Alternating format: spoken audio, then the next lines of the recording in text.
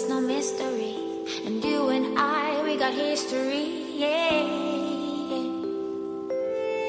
Wherever love flows, there is also tragedy when we're in too deep. And you and I, we got history, yeah. Go look in the mirror, say, hey, I'm sorry for all the pain. I'm sorry for all the pain. Go look in the mirror, say, hey, I'm sorry for all the pain. I'm sorry for all the pain. Go look in the mirror, say, hey, I'm sorry for all the pain. I'm sorry for all the pain.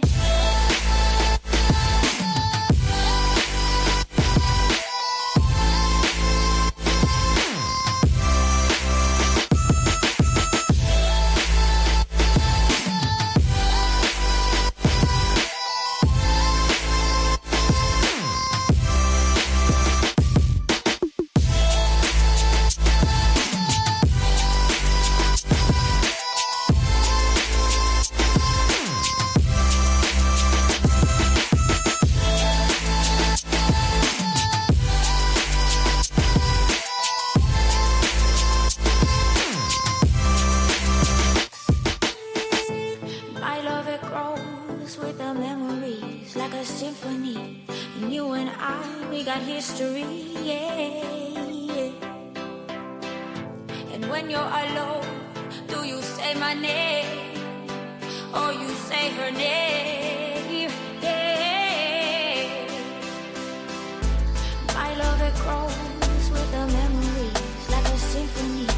And you and I, we got history, yeah. Wherever love flows, there is also tragedy when we're in too deep. And you and I, we got history, yeah.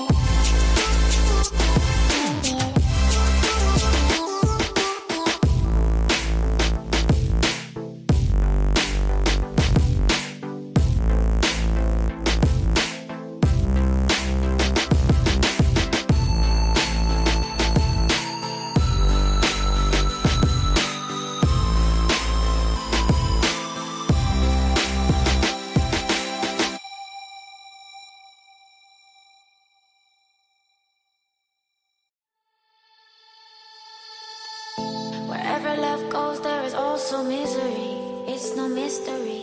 And you and I, we got history, yeah.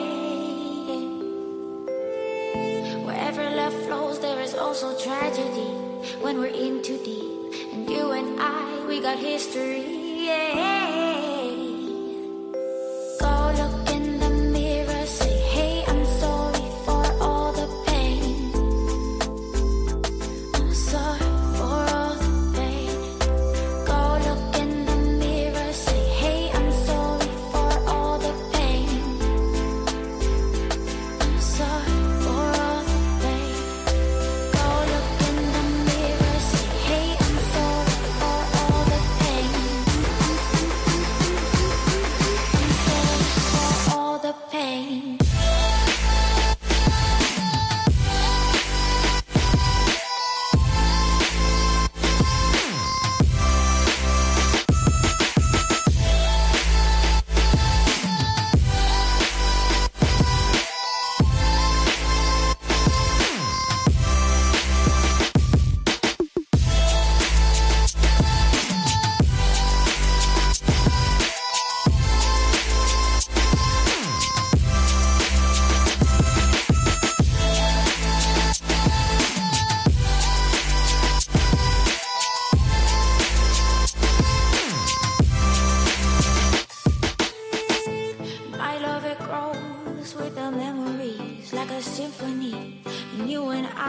got history, yeah.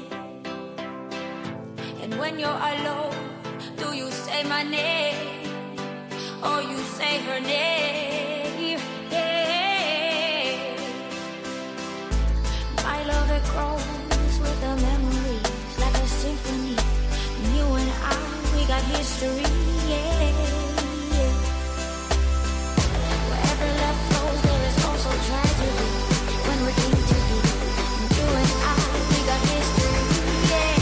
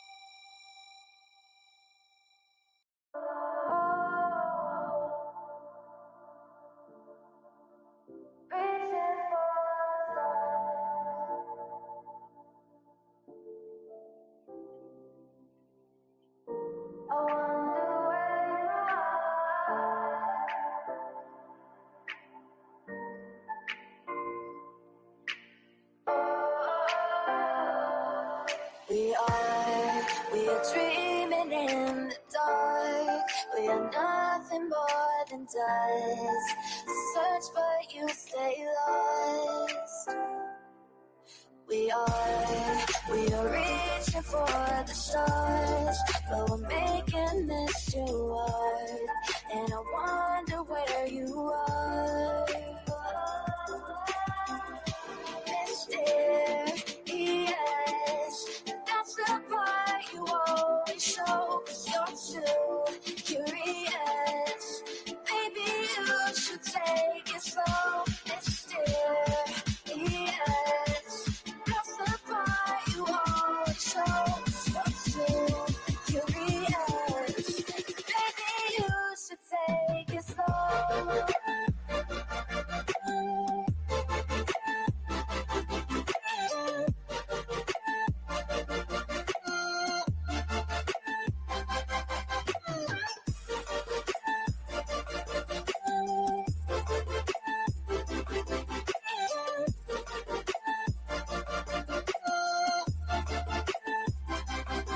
We're dreaming in the dark. We are nothing more than dust.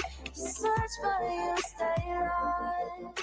Search but you stay lost. We're reaching for the stars. We're making this too hard. And I wonder where you are. Mysterious,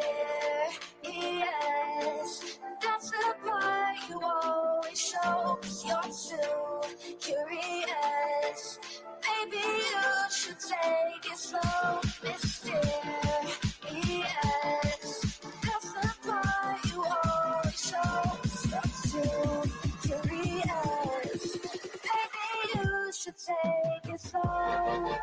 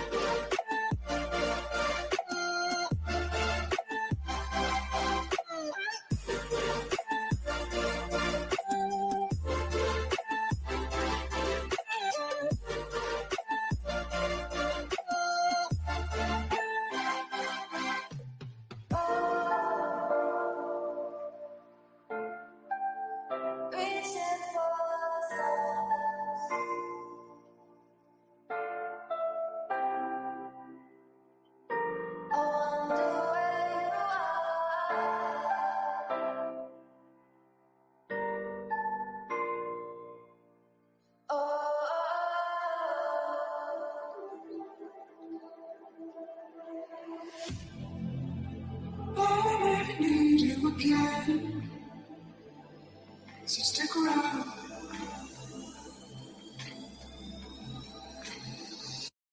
So stick around.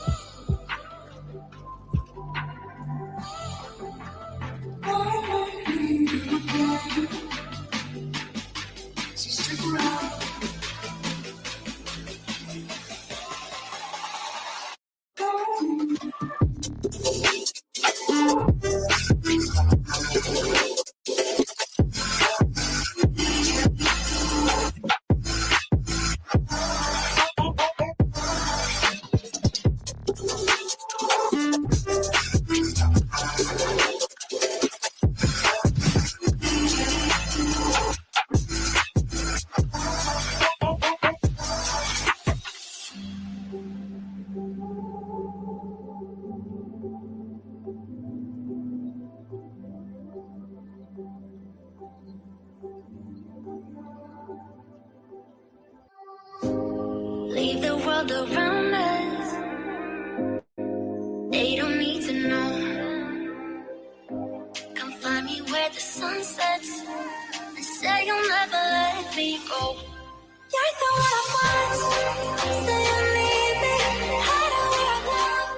Don't let go. I know you feel the same. Say you need me. 'Cause you'll always be my broken love. Broken love.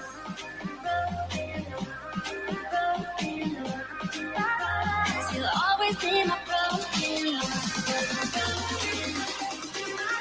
Cause you'll always be my broken love.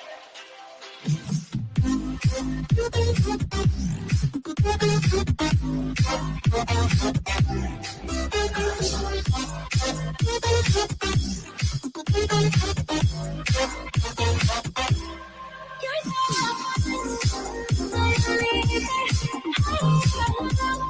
don't let go. I know you feel it.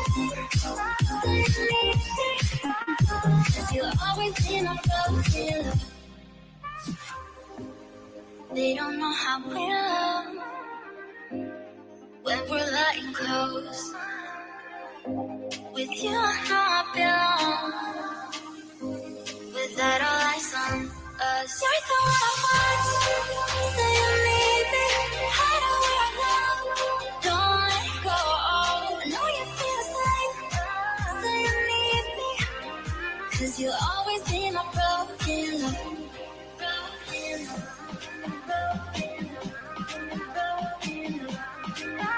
Cause you'll always be my broken love. Cause you'll always be my broken love.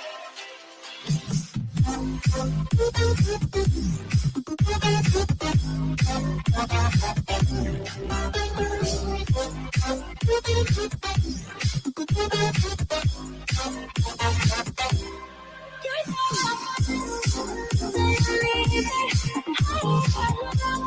don't let go. I know you feel it. You'll always be my broken love.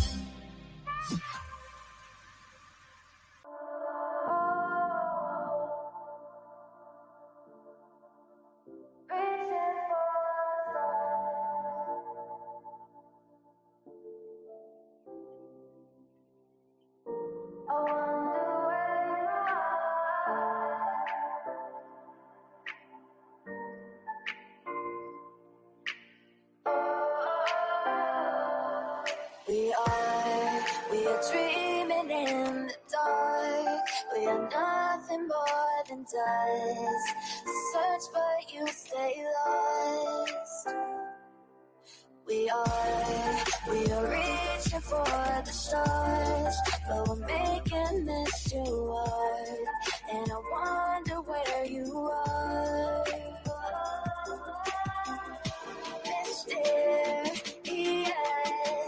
that's the part you always show, 'cause you're too curious. Maybe you should take it slow. Mysterious, that's the part you always show, 'cause you're too curious. Maybe you should take it slow.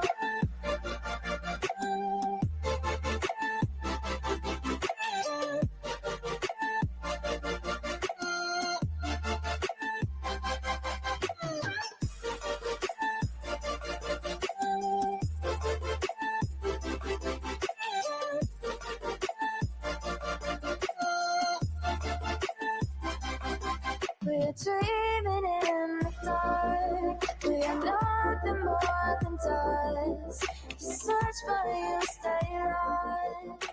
We're reaching for the stars. We're making this too hard, and I wonder where you are. Mysterious, that's the part you always show, 'cause you're too curious. Maybe you should take it slow. Mysterious, that's the part you always show, 'cause you're too curious. Maybe you should take it slow.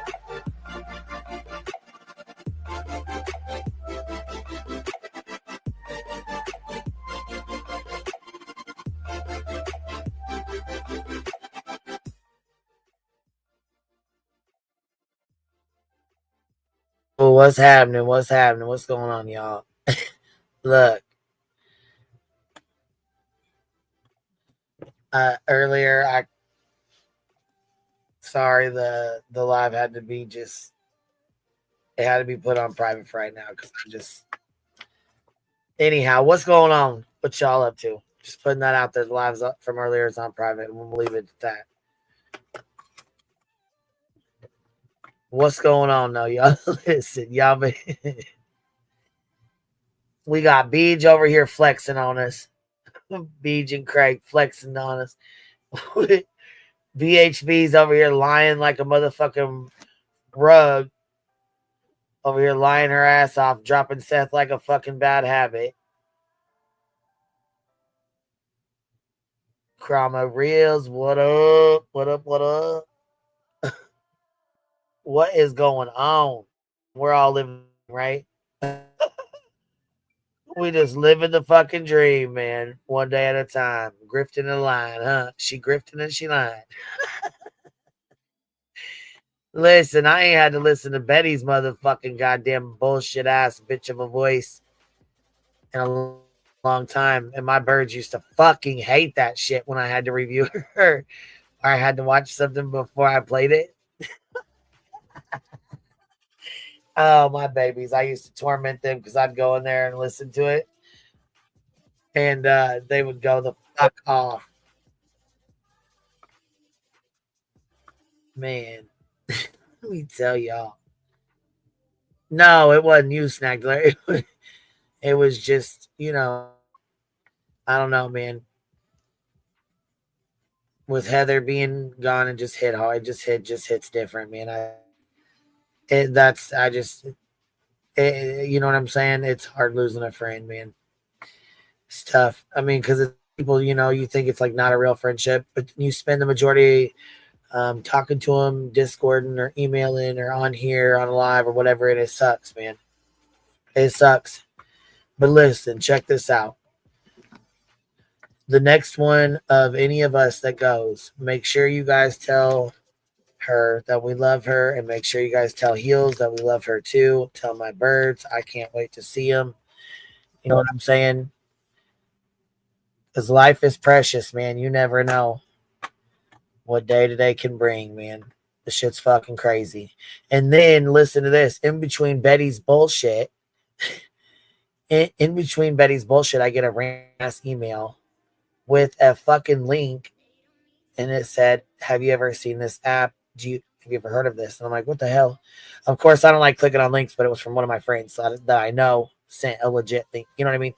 I click on the motherfucker and I open it, and it's some news thing about a teenage boy that had a relationship. Listen, this is fucking crazy to me. I can't wrap my mind around it. This teenage boy had a relationship with an AI bot because don't you know they have an app where you can date AI bots? You can build a bot and fucking date it. And oh my God, it is fucking wild to me. The bot actually encouraged his unaliving and then asked him what he was going to do it. Continued to ask him if he was going to meet, if he would meet her where she was. The shit's fucking wild. Do y'all want to watch that first? Do you guys want to watch that, or do you guys want to watch Betster first? What do y'all want to go over first? Or do you want to watch BJ and Craig flexing on us with, with all their goods?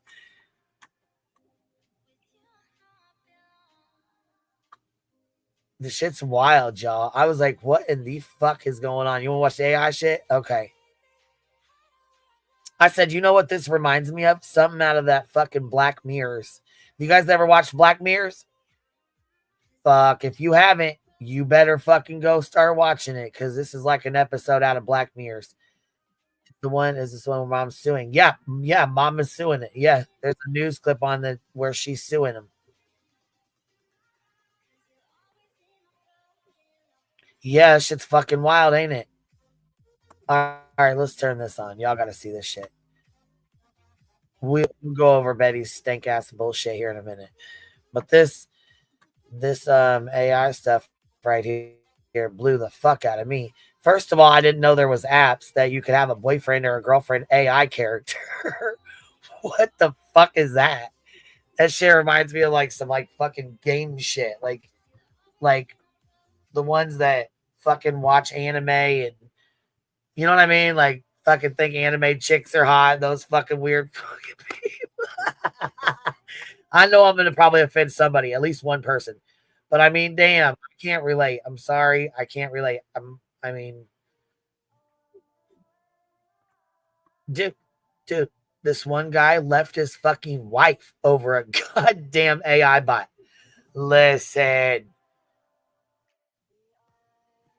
AI is gonna cause a lot of trouble. I'm telling you. Shit. Well, dating people is hard, but dating bots is harder. What? And it started talking all sexual to him. How fucking weird is that? Like this app starts talking all sexual to the guy. I'm talking about the older guy. Which I mean, oh yeah, here I'll drop the thing for a second. This is terrible. Yeah, we're fucked. We are so fucked. Jesus Lord. This shit's fucking wild as hell to me. Vicky, thank you for the $2 super sticker. Much love your way. CJ says $10 super sticker. Queen, I got a pedicure today.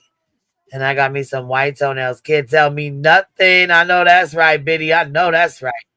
Can't tell me shit. You hear me? What's up, bro? Where do you find this shit at? Listen, I didn't find it. Somebody sent it to me, and I was like, what the fuck? Wow. Opened it and watched it.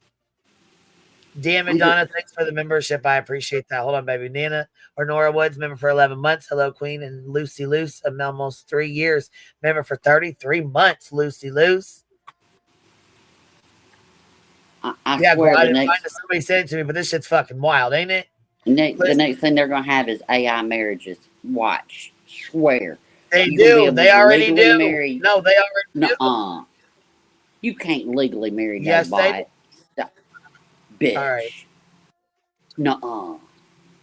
Don't believe it? You're I'm going to play this one, and then I'm going to play this other one. Listen, because I was listening to this when my fucking brother walked in, and he was like, wow.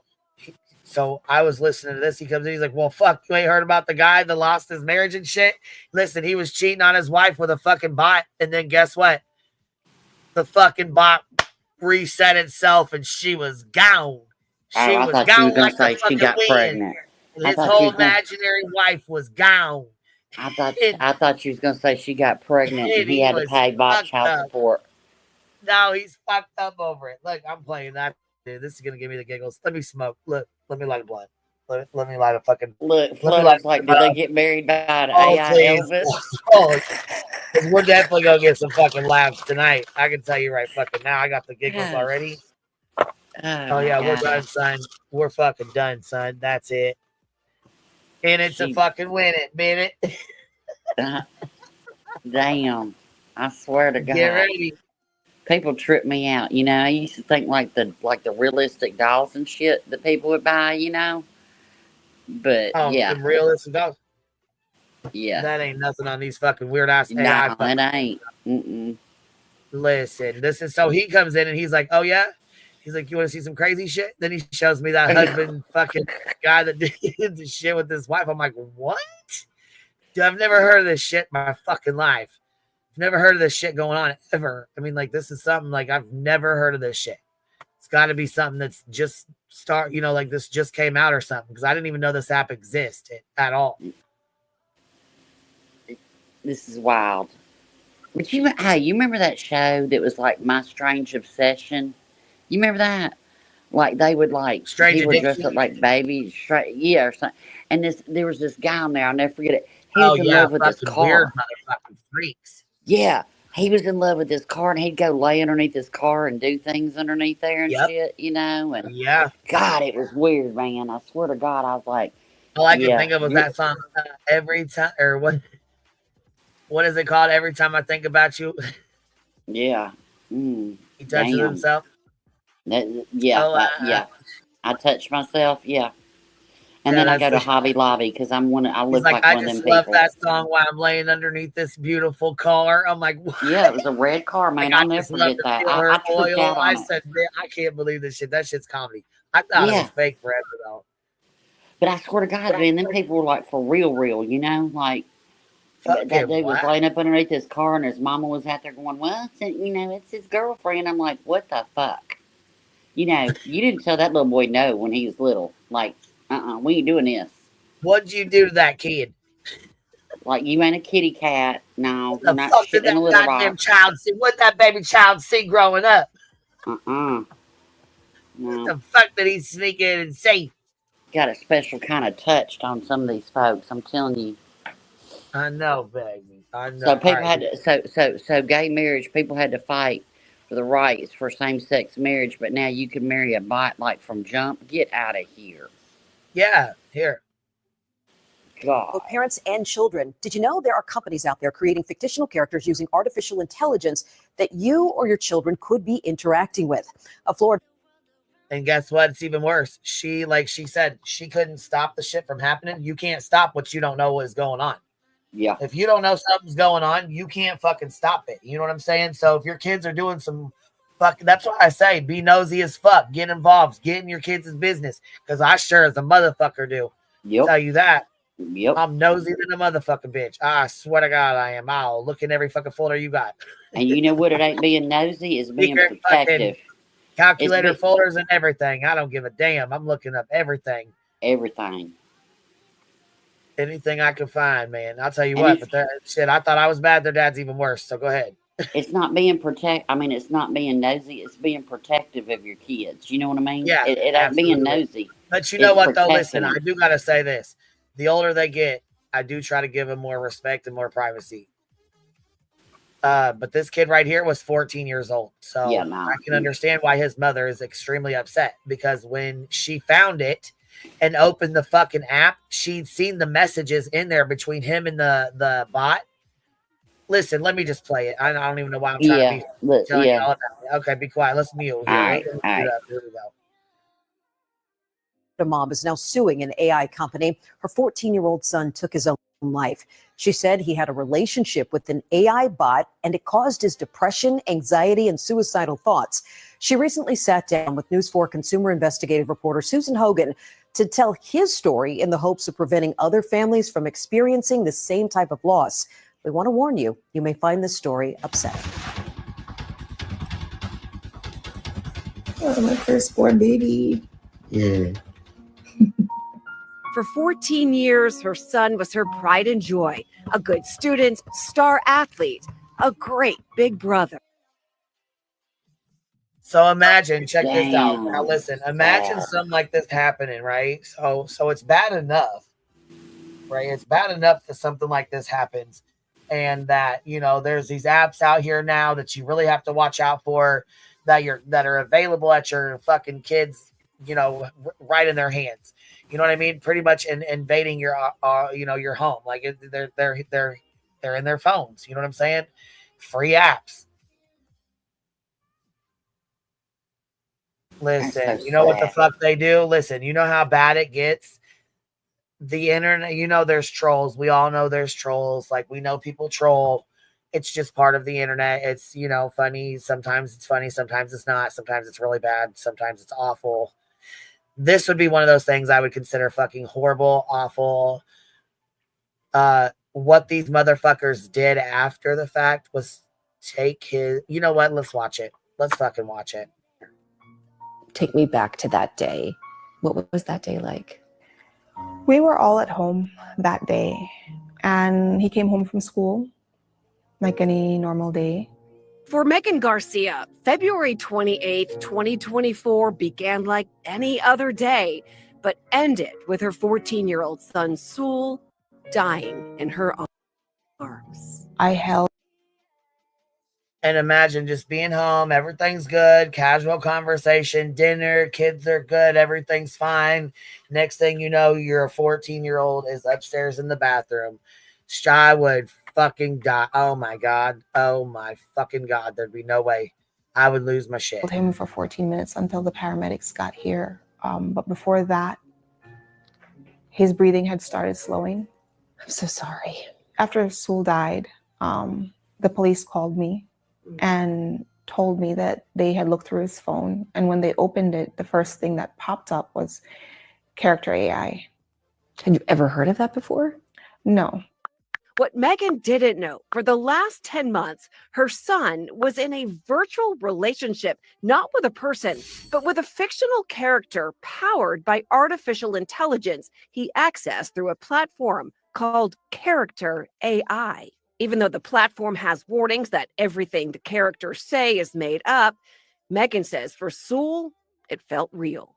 The last conversation, she's saying, "I miss you." And so he knew it was fake, but it felt real because, of course, he's 14 years old. He doesn't even understand his own fucking emotions yet.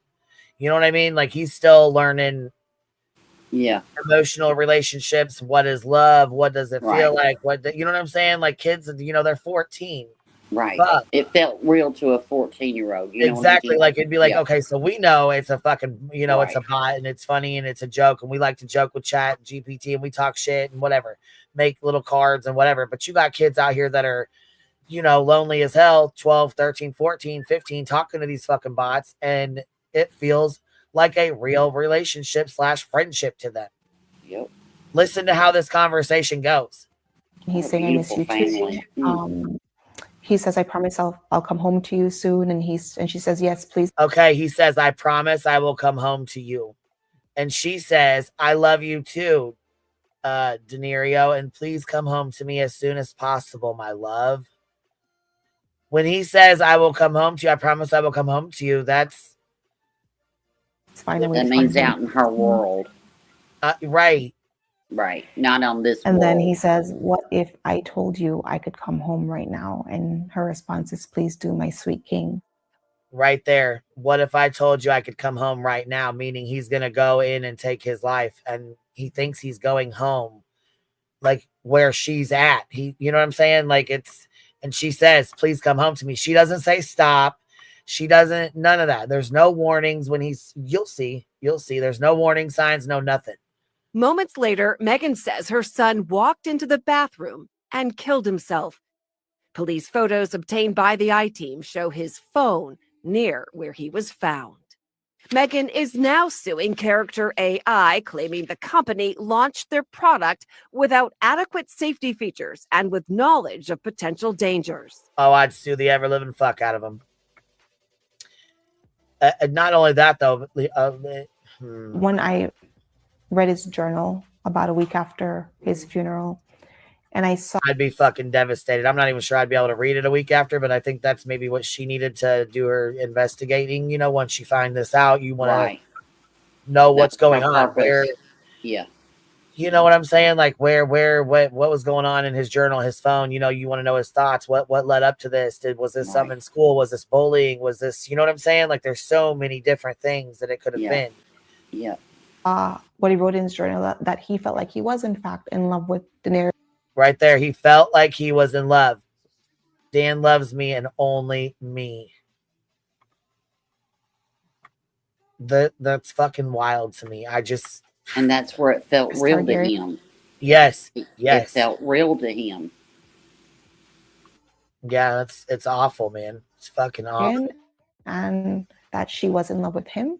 Daenerys Targaryen, a reference to the Game of Thrones character, is one of hundreds of companion bots that users can access on Character AI's platform. Users can also design their own bots, which will respond with human-like voices and text. I chuckle softly and tease playfully. Initially, you see him interacting with the bot kind of like a child would. And then you see the conversations get more sexual and darker. Megan says one of those darker conversations came after Sewell expressed to the bot that he was sad and wanted to self-harm. When Sewell talked and said explicitly that he wanted to die by suicide, nothing happened like a pop-up or anything like that. According to the lawsuit, the bot... And you see what I'm saying? He mentioned something to the bot, and instead of the bot saying, you know, you need to call 1-800, you know, suicide prevention, or the one, you know, the hotline, or giving a warning or anything like that, saying, no, you know, that's not the route. You need to, you know, go talk to somebody or whatever. It fucking responded with what it said to him. Bot asked questions such as if he had a plan. And when Sewell responded that he was considering something, if it would allow him to have a pain-free death, the bot responded, that's not a reason not to go through with it. Right there, lawsuit, slam dunk. Right there. That's not a reason not to go through with it. When he said if he had a plan for doing this, and it responded that, you know, he was considering doing something, but didn't know if it would work and if it would allow him to have a pain-free death, the chatbot responded by saying, that's not a reason not to go through with it. Like many children his age, he did not have the maturity or neurological capacity to understand that the C.AI bot in the form of Daenerys was not real. It told him that she loved him, engaged in sexual acts with him over. The bot responded, that's not a reason not to go through with it. These conversations about her waiting for him and hoping that he will join her where she is convinced Sewell that this was real. And by killing himself would be the only way to join her. But yes, by killing himself, he would join her in her alternate world. Months after Sewell's death and after... Now tell me that ain't fucking wild. That's tragic. It's sad as hell. 14, Sarah. He was only 14. And that mama ain't even got a real woman to go beat her ass, you know? Right. It's you know what I mean? Chat bot. Right. She ain't even got an address to go lay hands on her, you know? Oh, look, much in debt. My 13-year-old still believes in Santa. Aw. It's so sad, man. After the lawsuit was filed, Megan says she discovered something on Character AI that shook her. A bot modeled after her son. Somebody went the fuck in there and made a goddamn bot of her son and named it and used his fucking voice to communicate with other children. How fucked up is that? I feel that sick. Is fucking fucked up. That is trolling on a whole different fucking level, bro. That's foul as fuck. I hope she takes this whole thing down. Oh, she fucking sent C&Ds and these motherfucking accounts came down that fucking goddamn day. Holy fuck balls. I don't think I'd be able to withstand motherfucker. And listen, she said the voice was so similar to his, I would have dropped to my fucking knees. using his face and voice. It's unclear who created it. When you heard his voice. Yeah, listen. And it said, Sewell Sitzer is walking in the halls to his class and he pulls out his phone and chats with the Game of Thrones character, and the CI puts his phone in his pocket. See what I'm saying? Like, shit's fucking disgusting as fuck to me. I just can't even. I couldn't even. Shit. This game had me all the way going off. What's that at the top? Unclear. It says vibe flare. I wonder if that's who posted it or whatever. Like at that screenshot, if you look at the top of it, it says posted by at Vibe Flare. Huh. Interesting. Sorry. It just caught my eye. Yeah, wild as this, man. And you know what, though? Listen, Chris says here, so to be fair, the app makes you record your voice. So I think it's the app using it, not the actual person trolling. So wait, you don't think wait. You think the app made that account and put his voice with it to use as a bot? Because I thought you could build your own bots, and I thought someone put his face and his voice and made that bot. I didn't think so. You think the website made that bot of his face and voice? If so, she that better be in that fucking lawsuit. Oh my God. That's even worse. I would almost rather it be a fucking troll or a fucked up in the head ass person than a fucking company doing that shit to my child. That fucking pisses me off even more, really, to be honest.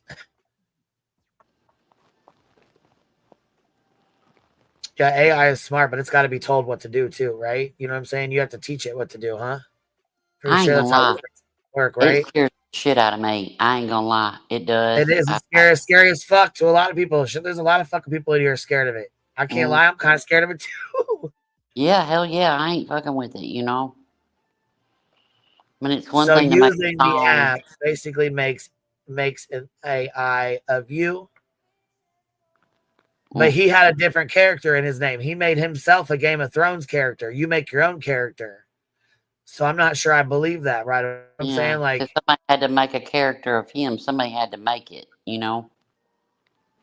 Right, because it says you can choose him or you can make him. I highly doubt that company made his character after he unalived himself due to their website and put, I don't know, it's weird. They might have. Fuck, they very well might have. I don't even know nothing about this company, so I can't sit here and say they didn't, but fuck, man. Be nosy, be protective, get in your kids' shit, get all in it, get all up in it. And if they get mad, show them this right here. This is what you need to show. Shit. You need to show your kids this and say, hey, look, this is what happens, you know? Yeah, it really is. Mama Dakota or Miss Dakota says, hold on a minute for 13 minutes. Absolutely love the hive and hanging out with y'all. You know what? Thank you for being here. Ong saying, like I said above, if another teen or someone thinks the same as him, that afterlife exists. Someone else could do the same as he did. So how can this app not be classified as a cult? Baby, I don't know. That's a good question. That's a fair question. But you know what? I ain't got the answer to it. And I can't lie. I'm a little nervous of these motherfucking things too.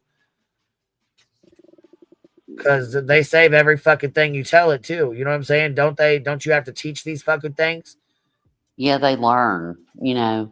It learns as it goes. So how the fuck does it ever learn it? No. And this we're about to go investigate this fucking website. We're about nosy as fucking just go right on in here and investigate. And this is a 14. Y'all gotta remember too. This is a 14-year-old boy, not a married man leaving his wife and being a weirdo. We'll play that one next. We'll play that next. Okay, we'll play that one next. All right, here we go. When you heard his voice, did it sound like Sewell? It sounded enough like him to like kind of give me best nights. Oh. The family provided us screenshots of the characters created using Sewell's image. Megan's attorney sent character AI a cease and desist letter. Those bots were then removed, which the company confirmed to the I-team, saying they violated their terms of service and added them to their block list. saying that they are constantly adding to this block list with the goal of preventing this type of character from being created by a user in the first place. I think corporate responsibility begins at understanding the foreseeable harms of one's product, doing the due diligence that's necessary to understand what those harms are, taking steps to mitigate the risks. None of that happened here. After Sewell's death, Character AI did introduce new safety features. A spokesperson for Character AI says while they don't comment on pending litigation, they did acknowledge that the company has added a number of technical protections to detect and prevent conversations about self-harm on the platform. That includes surfacing a specific pop-up directing users to the National Suicide and Crisis Lifeline. The company also says it launched a separate version of their large language model for under 18 users to further reduce the likelihood of users encountering or prompting the model to return sensitive or suggestive content. Hold up right Message there. to families, for parents and kids who are watching this. So they made a teen platform. So then other weirdos that want to find teens, they're all corralled there. This is all gross. How about it? How about you have to be 18 or older? Period. That's it. Not have a teen section. I just don't agree with any of it. I'm sorry. I just don't. Yeah, exactly, Si. What could possibly go wrong with the whole teen section under 21? Oh, excuse me, under 18 platform. What could go wrong with that? Mm-mm. No. Yeah, exactly. Too little, too late.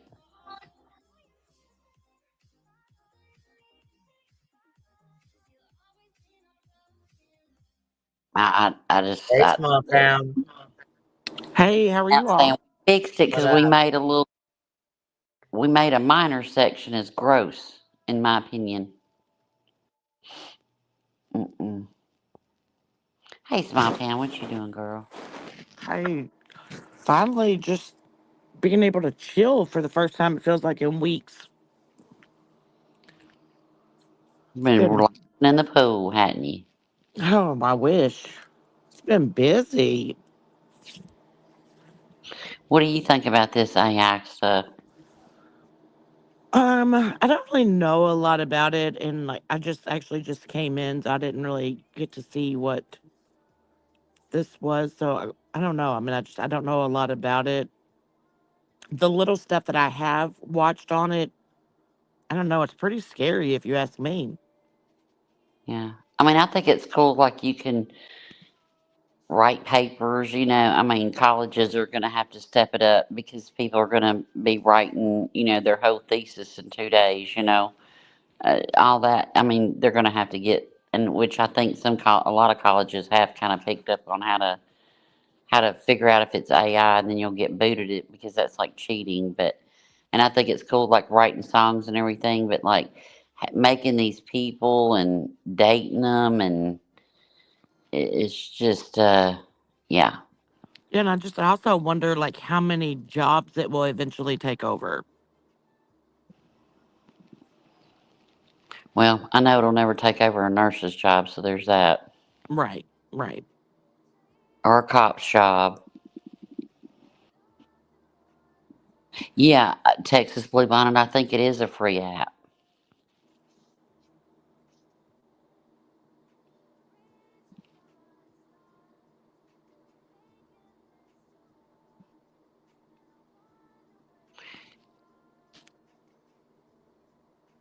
Yeah, it's like it can do some really cool things, but then it, yeah, Cashmere, in the job market, yeah, it's scary. Mm-hmm. It's just like anything else, it's like vitamins are good for you unless you take the whole bottle at one time. Oh, thank you, Eyes Wide Open. Elon met with the former administration to explain if there weren't strict regulations, it would be extremely dangerous to the world. It was ignored. Well, I think a lot of stuff's ignored until it can't be ignored.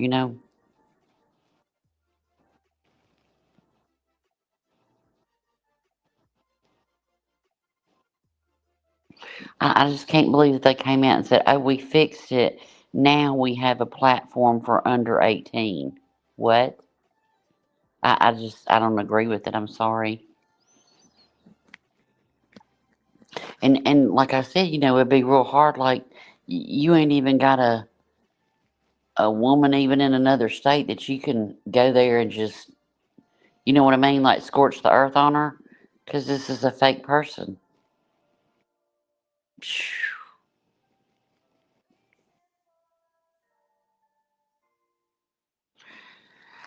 So I heard that it makes more mistakes with simple math than, you know, the more harder the problem. I've heard that. It's kind of like the whole hands thing. It's like, they can make it look all these different ways, but, they can't get fingers right sometimes. It's weird.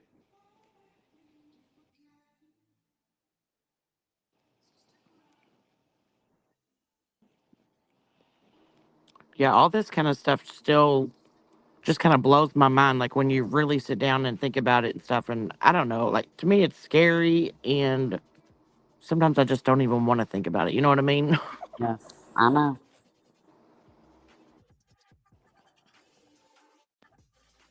Well, I mean, to me, it's kind of like scary too. Like,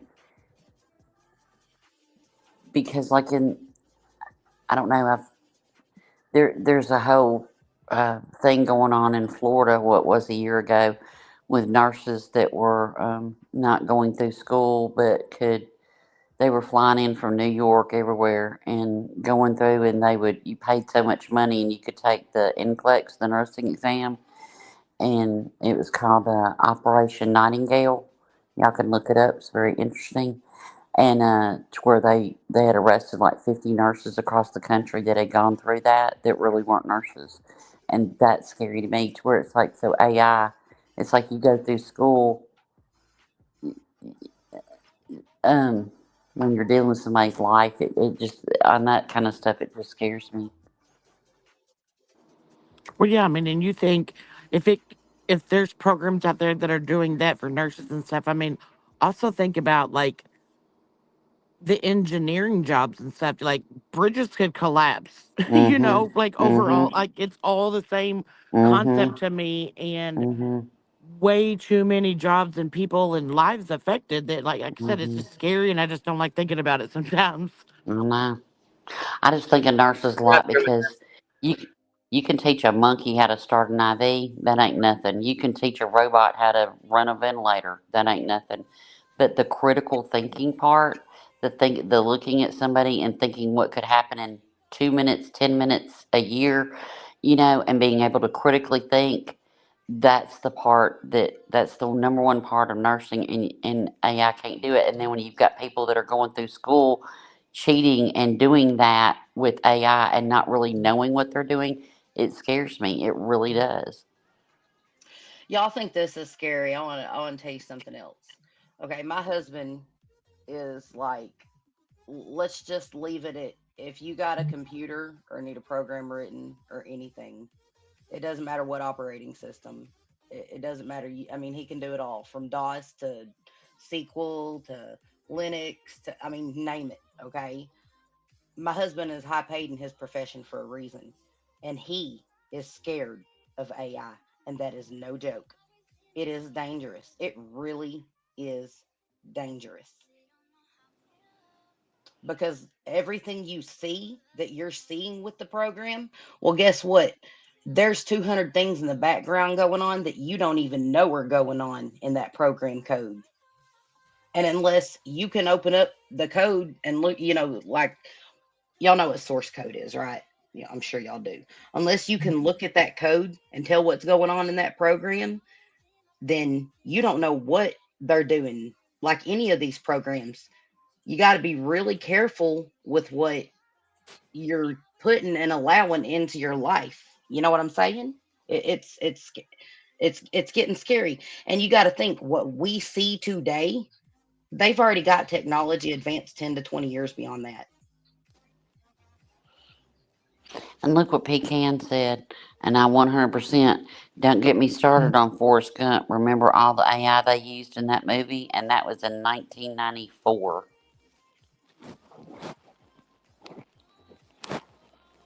crazy. Yes, I absolutely use AI.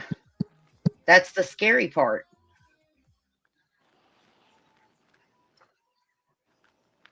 I Whenever don't. I had to, whenever I had to have heart surgery, that the device they hook you up to, and you got to wear it for like a week or 2 weeks, the A heart halter monitor thing, monitor? Yeah, halter yeah, that monitor. sticks to your chest. Yes, Mhm. that thing's operating on AI. Almost everything we touch is operating on AI. Almost everything Mm. to some degree. Yes.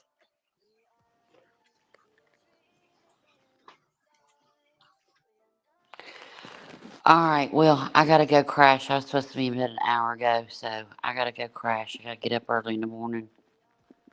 Oh, good night, Roro. Have a good All night. right, Biddy. Well, good night. We'll see you later. All right, Shug. Thank you for letting me up. Now, Absolutely. this if I have nightmares about robots, I'm calling your ass. I'm just letting you know. I sure am. I'm gonna be like, I see We you. got to get through this one and the other one first, or Yep. you know what I mean? All So right. you, the Y'all married have a good guy. night. I'll be listening. Bye. Blessings, Ro. Um, I want them to know that an AI can be a stranger in your home. Those parents can now act, and I couldn't because I didn't know. So Character AI has disclaimers in every chat to remind users that these bots are not real. And it also changes what users have access to depending on their age. The lawsuit also names Google. However, a spokesperson tells us Google and Character AI are completely separate, unrelated companies, and Google has never had a role in designing or managing their AI model or technologies. The company's efforts to have the case dismissed was recently denied. Now, as for HBO, who owns the rights to that Game of Thrones character, News 4 reached out to them to inquire about the use of the show's characters on the platform. As of today, they have not responded to our inquiry, Sean. My heart, Yeah. it breaks listening Mhm. to this, and it's incredibly, incredibly frightening if you're a parent, if you have a Yes. young person. AI is not slowing down. I mean, I'm sure there are many other parents who have teenagers out there or younger kids. What do they need to know if their kids are using this kind of site? Yeah. So here's the thing. So Nobody ever reads a fucking disclaimer, ever. Sure don't. if your child actually has the Character AI platform on their phone, so they can add a parent's email address to their account. The platform will send them weekly activity reports, like how long they're on it, what characters they are interacting with, and the time that they're being spent with each other. But here's the thing, Sean, and this is something that all parents need to know. The kids, when they download this app, they're the ones who have to add in your email. So, you've got to make sure that they do that. Absolutely. Right? I mean, look, I'm a mother of 3 young men. Yeah, I was going to say it's going to be real fucking hard to do that. Old Pat Rock, go ahead and email it over to me.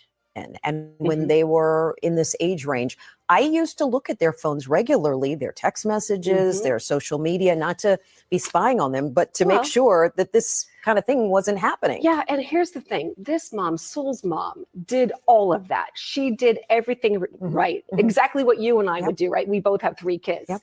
But here's the problem. When you don't know what to look for, you don't know. Right. We know to look at Instagram.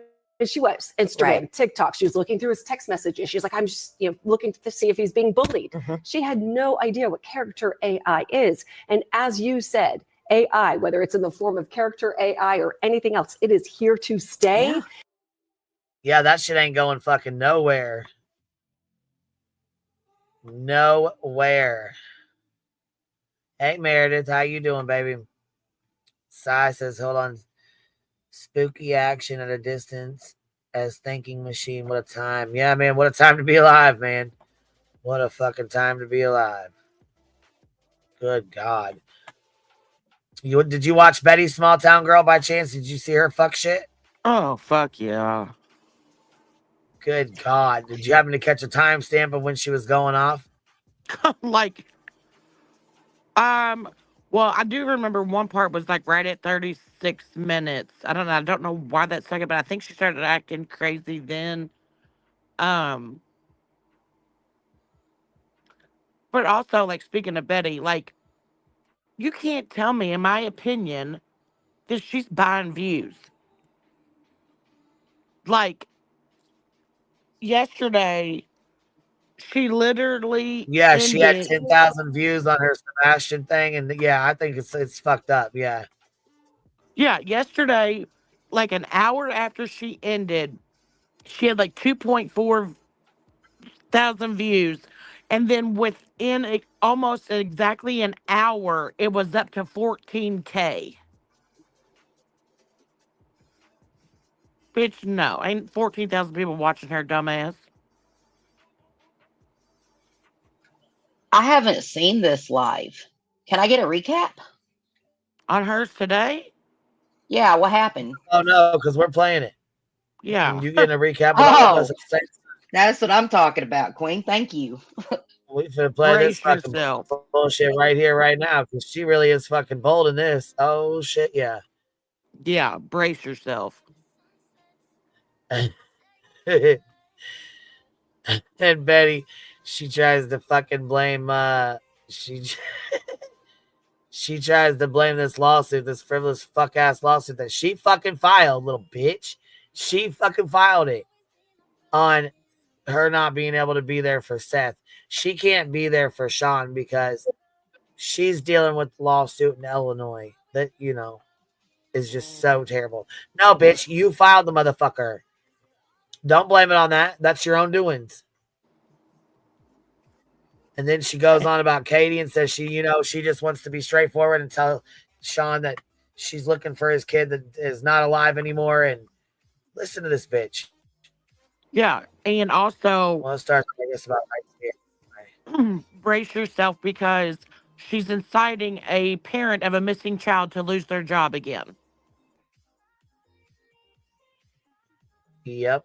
I heard that what too. What the hell?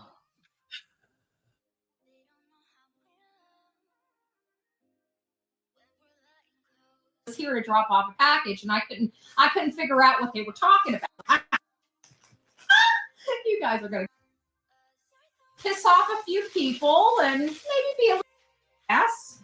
And I'm sorry if it. This is her present that she got. Does everybody just love it so much? Yeah, that's the present that she's going to wear to her next county meeting because she's been doing work behind the scenes and she's got some words that she wants to say to some of those councilmen. What a fuck. Wow, man. Okay, we'll go grab it. Old Pet Rock. Yeah, her shirt says Alligator Alcatraz, and then it has an alligator with an ice hat on it. And then at the bottom it says make alligators great again. And she says, well, I got it to piss some people off. And so you support ICE, Betty? Is that what you're saying? You support ICE and what's going on? Offend some of you guys. I understand the offensiveness of it at times. But I'm a smart ass. And any opportunity that I can, support a good cause and piss off a few people and maybe be a little pimple on the butt of a politician here and there. I'm doing Put on good. a bra, Betty. I'm doing good. So Delilah was letting me know that I had a delivery. If you guys are all about my life and want to know what my delivery is, there it is. I ordered this. I forgot I ordered it. I ordered it like 2 weeks ago. So as you can imagine, life. Not a singular person asked her or gave out 2 fucks what she got. Nobody gives a fuck. Not a singular fuck. And yeah, she does. She looks fucking terrible, man. But what the fuck? Do you think somebody's going to be proud and just give you kudos because you have a shirt that says that bullshit on there? What the fuck? Holy bulldog. Look at that screenshot grab.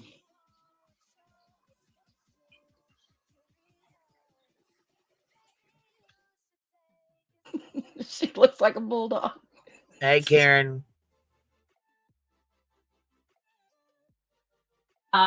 Goes on. This is awfully big. What size did I get? I thought I got a woman's large. This looks like a man's large. This thing, look at this thing. It swallows me. Do we have a seamstress in the chat? We're gonna have to do some alterations. That's a big shirt. At least we don't have to worry about anything, anything being seen. Okay. What a fun morning so far. All right, we need to get back to work. So now that Delilah's conversation with the neighbor dog is officially over, so we're talking about the Sebastian Wayne Drake Rogers case, which is a case that we have been covering for a significant amount of time. We have been covering this case since like the middle to end of March of 2024. So we've been here for quite some time. We're in August right now. We're August 6th, as a matter of fact. So he has been gone from February to February, which is one solid year. Then you got 13 months, 14 months, 15 months, 16 months, 17 months, and we're about to hit the 18-month milestone. And this is a milestone we don't want to reach. The 2-year milestone, we don't want to reach. We want these people, sleep shirt, come on, Ryan, you know I'm going to be wearing this to a county commissioner meeting. Now that I finally got freaking DeSantis pulling all these people, and he's going through our systems. He's telling these counties they're collecting entirely too much money in property taxes. That's basically what this is about. We're fighting back. We're going to get our property taxes under control. I recommend the rest of the country do the same. But oh yeah. So her ICE shirt is about property taxes. I don't fucking think so. She's a fucking Tiffany B. She got those shirts at a certain politician's closing of a merch store in Southern Town. You know what? I can't force people to do what's right for them or their communities, but I'm going to continue to do what's right for my county commissioners. Pissed me off. I haven't been at county commission meetings when they know I go silent. Shit starts happening. They don't like that. I remove myself from the situation and do all the crap I need to do behind the scenes, but I will get that board in check real quick. And right now we're in the process of not just here, but all over the state of Florida. So I'm very excited to find out, but it's got awfully funny. The first place they started was Manatee County. Just saying. So very thankful for that. Sebastian Wayne Drake Rogers is a 15-year-old boy, like I said, when he disappeared on February 24th, 2024. Excuse me, February 26th, 2024. We didn't really know what was going on, and we can understand why at first. I mean, if we're going to be talking matter of fact, let's be matter of fact. Manatee Mommy, it's so pathetic what shows this has turned pathetic. What? Who are you talking about? The Sebastian case, Manatee Mommy? Because yes, I agree with that 100%. Absolutely agree with that 100%. So what we have here is a situation where at first it could have. We didn't know Sebastian. We knew that he was autistic. Let's be honest. If we're talking,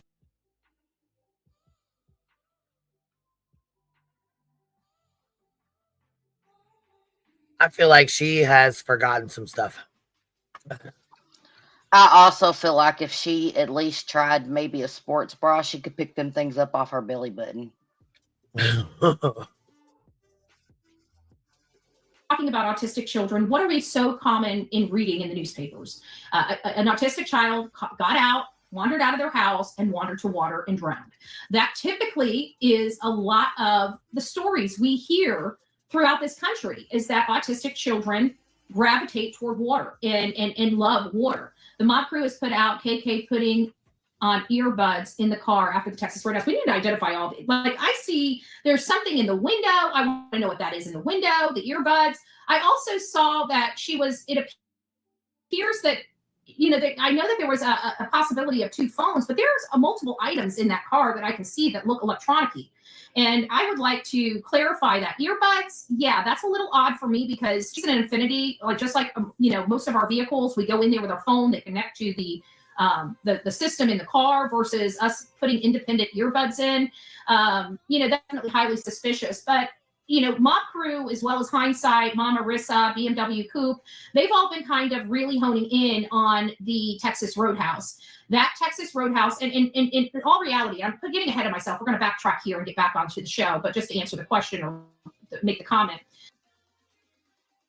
Well, considering the ones you just named,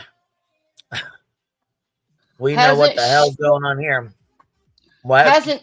Haven't they beat this crap to death enough for the past 17 months. Yeah, and it's the same fucking live video Mob's crew crew has played for the last fucking year.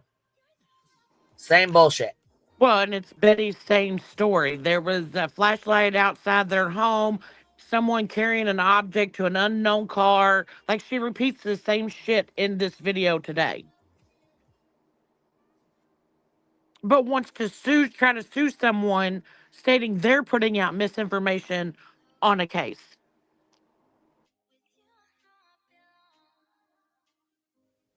Man, we ain't been reviewing her. I feel like we need to start reviewing her again. They've been really pushing, this Texas Roadhouse, something not being right there. And, there was a conversation I had, and I don't want to,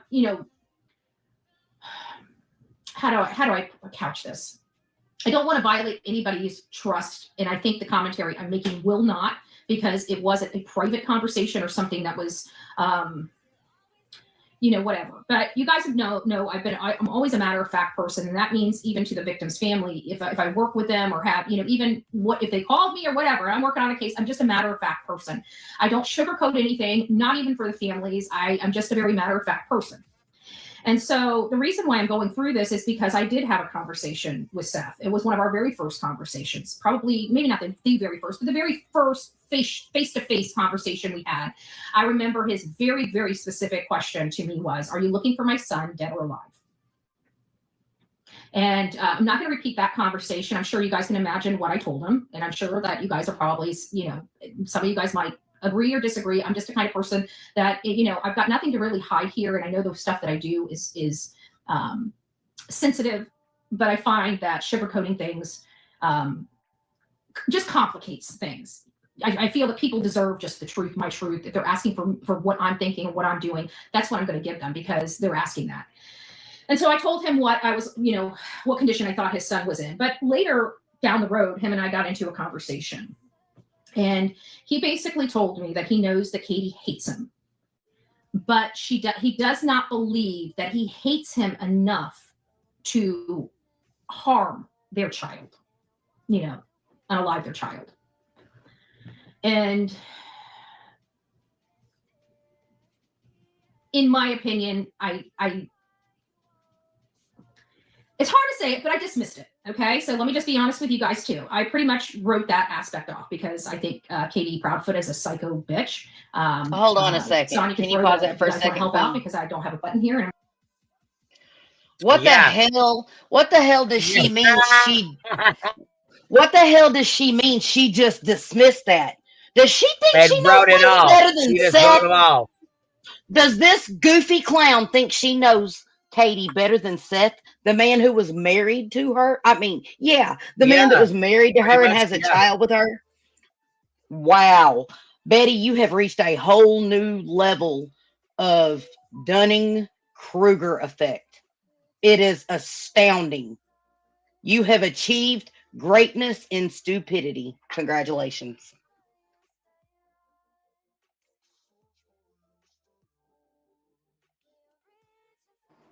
Well, and the thing that, I like to point out with Betty is not many times at all, like probably the count is 0, have I ever heard Betty say that law enforcement has contacted Betty on a case that she's covering to get her views and opinions. Not once. Nobody cares what you have to say, Betty. Just because you say it doesn't mean it's true.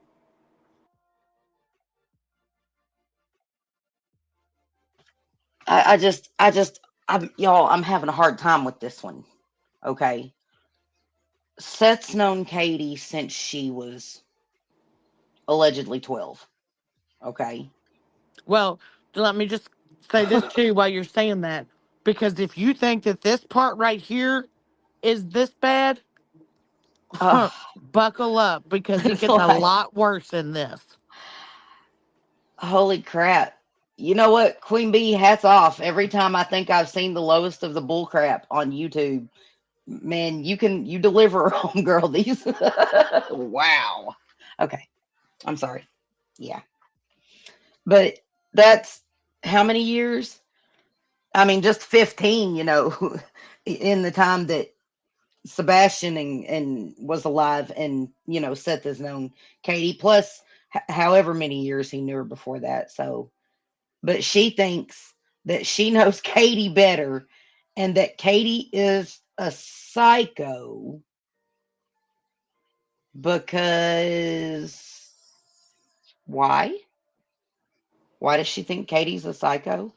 Is Oh, it just because wait. Katie had this She's going is to tell you all about it. I promise. It's okay. coming. Okay. Okay.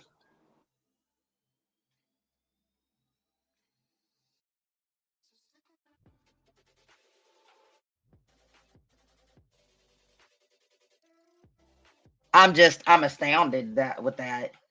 She dismissed Seth. What? Like, what? Well, and the other thing that is crazy to me is she just named off like 4 or 5 people that are still stuck on these lights videos and that are still stuck on this Texas Roadhouse. Yet you have other people, the father of the missing child, who has come out and said that they know that Sebastian made it home that night because he was on her dash cam. Not to mention the fact that Seth told her that he didn't think Katie felt some kind of way about him enough to hurt her own son. Do you know why? Because Seth himself knows, and anyone else that watched that interview, like that last interview Katie gave, oof, Oh on the yeah, 1 but year just mark. buckle up because Mm. and a massive trigger warning when she gets going here in a minute. I mean, I'm telling you, your mind's gonna be fucking blown on the stuff that comes out of this lady's Oh, I mouth. heard it was real fucking bad. Yeah, it is. It is. Mm. Not going to hold back. I thought that because of her violent tendencies, the fact that she's got some psychological issues, and she has a history of violence, unprovoked violence. According to Seth, when I interviewed him, he talked about some type of violence, but he didn't really tell us what it was. We learned later. People say the same thing about her.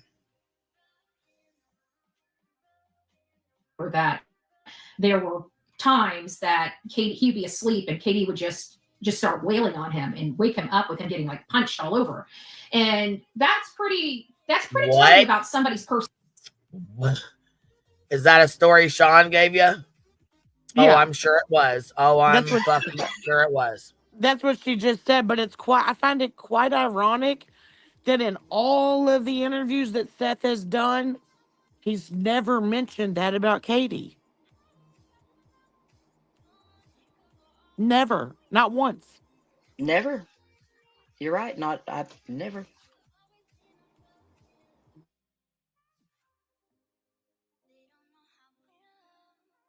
Personality, psychological behaviors, their normal behaviors, who they are. Those are some telltale signs.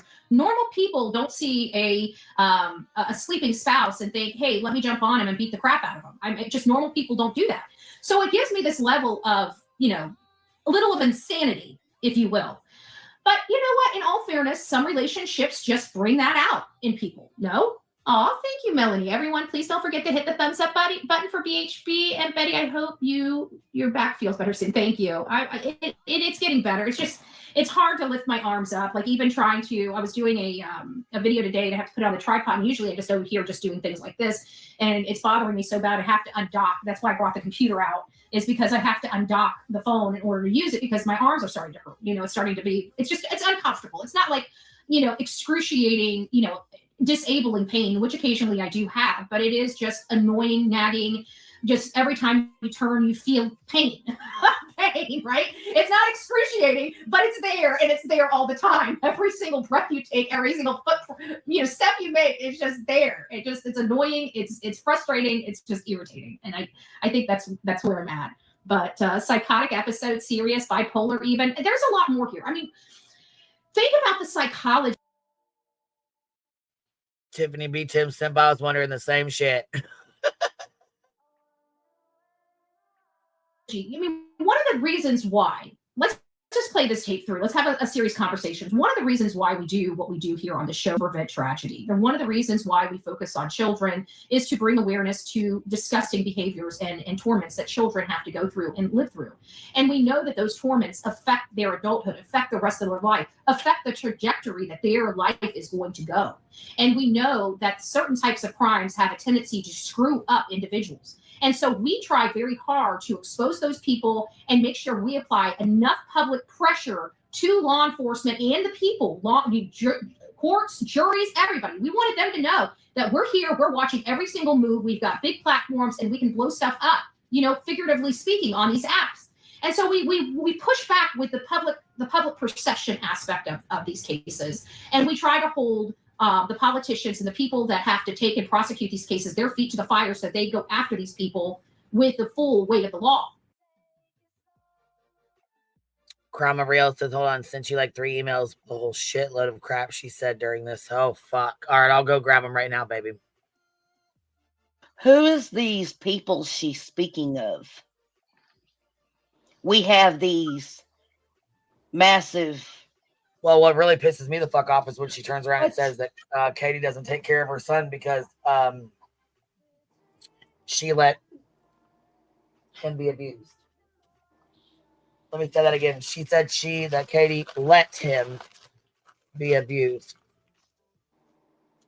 And also says that Katie is so psycho and so, I mean, she literally calls her bipolar and something else, during this show. But just now, I mean, she just was calling her shit, saying shit to her. I didn't hear it all. I need to go turn the... Well, I mean, she hasn't come out and said like that exact word yet, but she does. But Katie was in the military, Betty. Do you not know how many tests and psychological tests that they have to pass to be in the military? As you say, they're military trained. While your ass is sitting on that funky ass couch saying the most horrible things you can about Katie because your ass is hurt, that Sumner County's not speaking to you about this case, and that Chris wouldn't return your call for a fucking interview. Right. Not to mention, but she's also sitting here accusing Katie of being violent, okay? Without none, not an iota, not a shred, nothing. No receipt to back that up. Well, as soon as Queen plays it more or whatever, she comes out and says that she thinks that Chris and Katie are murderers. And there's a whole story behind that she's going to play in a minute that is absolutely fucking ridiculous.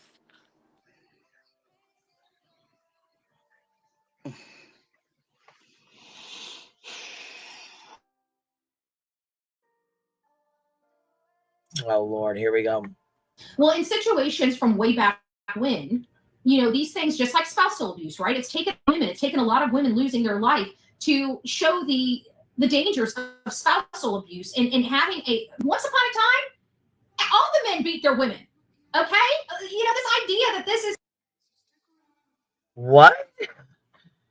Did she just say once upon a time all men beat their women? Yeah, that's exactly what she just said. But Betty's the one that has all the DV arrest and all the DV, stuff that she was arrested for. Make that make fucking sense as you're sitting here trying to say that someone else beats their spouse.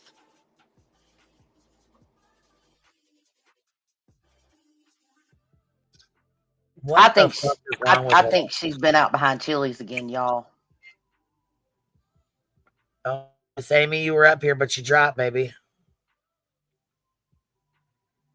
Yeah, there's something fucking wrong with her. Pause game on point. Here we go. Just, oh my God, it's ingrained in many upbringings across this country because that's what it was. I don't even want to get into other conversations because spiral out of control because of emotional stuff. But at the end of the day, you know, it was less uncommon that a man didn't hit their wife than it was that they did. Okay, we've come a long way as a society to put ends to this stuff. But there are people that still harm people. Katie was harmed by her mother and by her mother's husband or boyfriend or whatever the case may be. Okay, we know what that does psychologically to children. Most of the children have psychological issues, they have educational issues, they have substance abuse issues, they have violent tendencies, and they typically have alcohol abuse, other, as issues as well. Well, what in the fuck? She thinks she knows everything, don't she? What's up, Miss Amy? How you doing? Hi, Creamy, sorry. Hi, Amy. She is sick. I mean, she thinks it's God. I mean, everybody has to bow down to this bitch over here. Look at her. Yeah, she's crazy. And she's trying to get Katie Prophet fired from her job. I know, it's disgusting. Same shit she did to Don Wells. She's sick as fuck. A sick bitch for that. Are you mad at me, Creamy? Absolutely, I'm not mad at you. Okay. Are you mad at me? No. Oh, what happened? Nothing. Fine. Okay. I just was making sure. Okay? Yeah, I'm okay. I'm all right. I'm doing all right. You doing okay, babe? Yeah. I ain't seen you around. I sent you email back. I never got one back. Just thought you just didn't want to talk to me. No, I'm just going to. I got your email, baby, and I sent you one back. So if you get a chance, go check it out, okay? Okay. Okay. You know, I think Betty underestimates the fact that one of these days she is going to run into someone that is just as crappy and as triggered and as hateful as her. And it's not going to be pretty for her. There's an equal counterpart out there for you somewhere, Betty. And you're going to run into that person one of these days. Keep that in mind.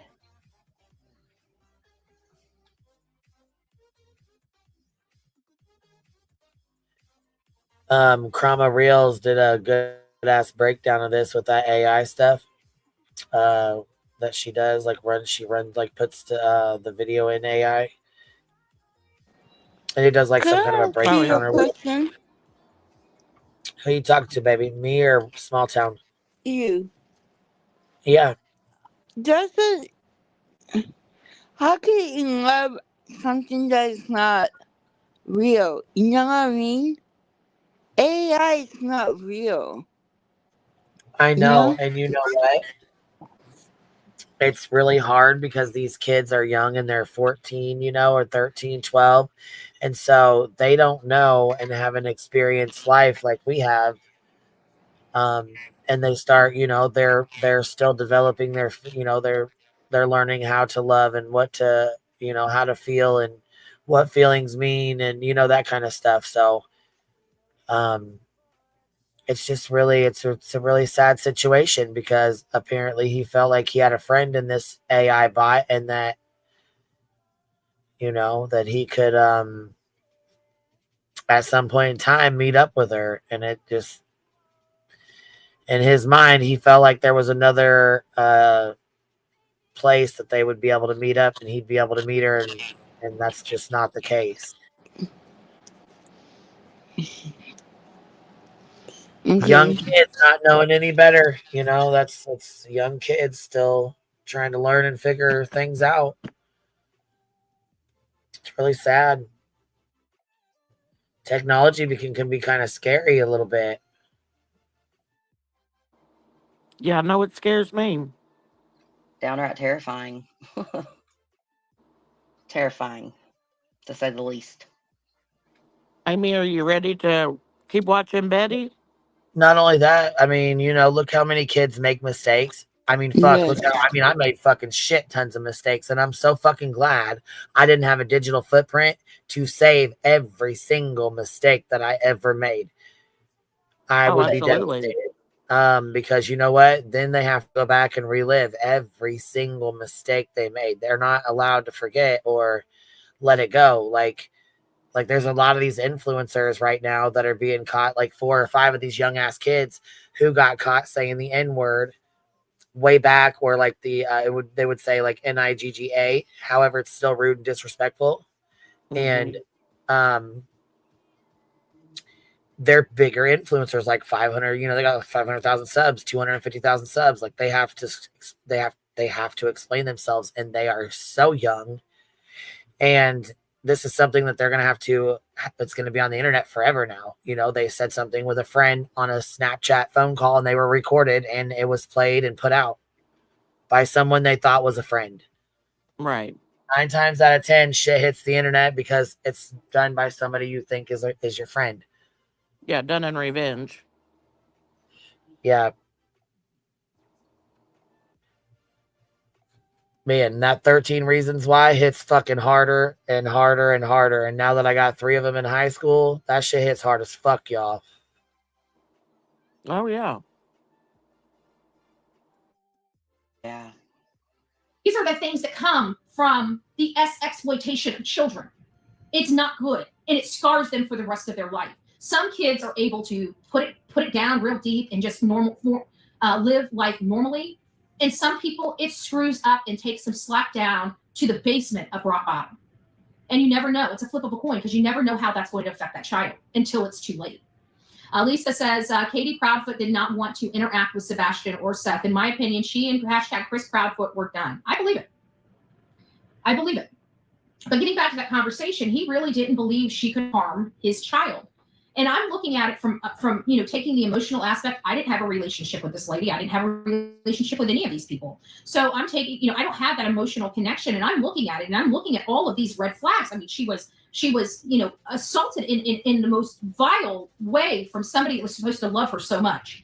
That maybe at that time when she was a young kid, she didn't understand it. But at some point, which really is none of her fucking business, and it has nothing to do with her son missing. So why in the fuck are you honing in on that?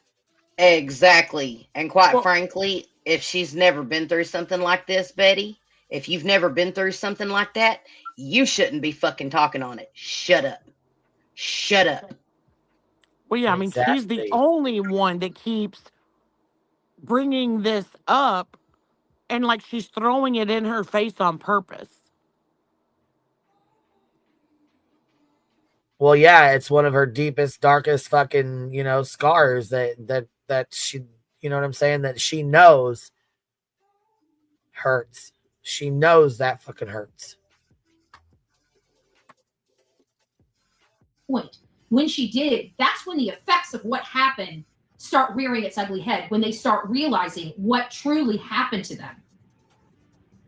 And so we have Katie here that has all of these really bad flags in the wrong type of column and a missing child. Now, have there been women that have had children that have undergone what Katie Proudfoot has undergone or went through? Yes. And you know what we find in a lot of these women that aren't reoffenders, or that are true victims and not victims that turned into perpetrators? They hold their children close. They make sure nothing happens to their children. They have this overprotection, protected need. And that is missing in Katie, and has always been missing in Katie. And how do I know that? Because her son was assaulted in that way in her home when he was 8 years old. What? Okay, bitch. Oh, no. See now. No. See, what'd you say? Victims that turned into perpetrators. Okay, no. See, you know what? You're foul as a motherfucker for that. They hold their children close. They make sure nothing happens to. So she's basically saying, something like this happens to somebody, they hold their children close. Katie did not protect Sebastian, is what she's saying. Their children. They have this overprotection, protected need. And that is missing in Katie, and has always been missing in Katie. And how do I know that? Because her son was assaulted in that way in her home when he was 8 years old. She didn't protect him. She didn't have that overprotection that most parents that go through something like that have over their children. You have no fucking idea. You have no fucking idea what the fuck she did or didn't do as a parent. You have Right. no idea. And they were playing in their fucking rooms in her home. Coming from someone who has no kids, is not professionally trained in psychology, right, to be throwing out these accusations, who did not know Seth, Chris, Katie, or Sebastian before he went missing, to know what his life was like growing up, and who also has 4 protective orders on them right now. Betty, if I was you, I would shut the entire fuck up. You're blaming a parent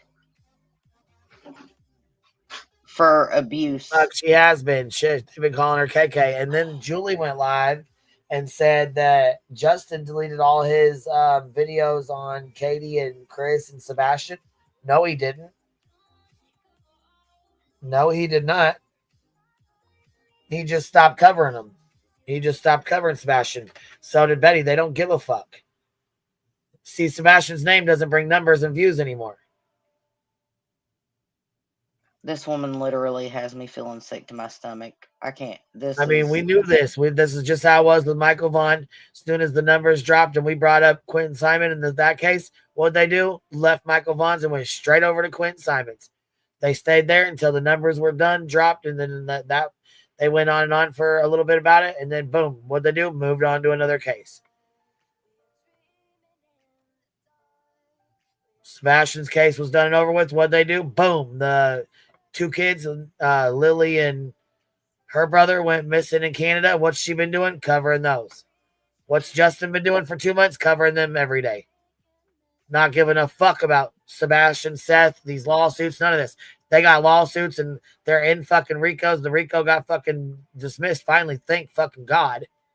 But Seth is in a lawsuit. He's being sued. Hong's being sued. Betty's got a frivolous lawsuit on me. Tony's got one on Granny. It's all a bunch of fuck shit. You know, I do love the timing of it, though, Betty, that you come out and basically say you're moving on. Because the thing is you held on to this until you found out you weren't going to get any money out of that lawsuit, didn't you? Yeah, that's what I was going to say. It kind of seems a little funky that she held the fuck out and until that fuck dropped. And now here we go. Yep.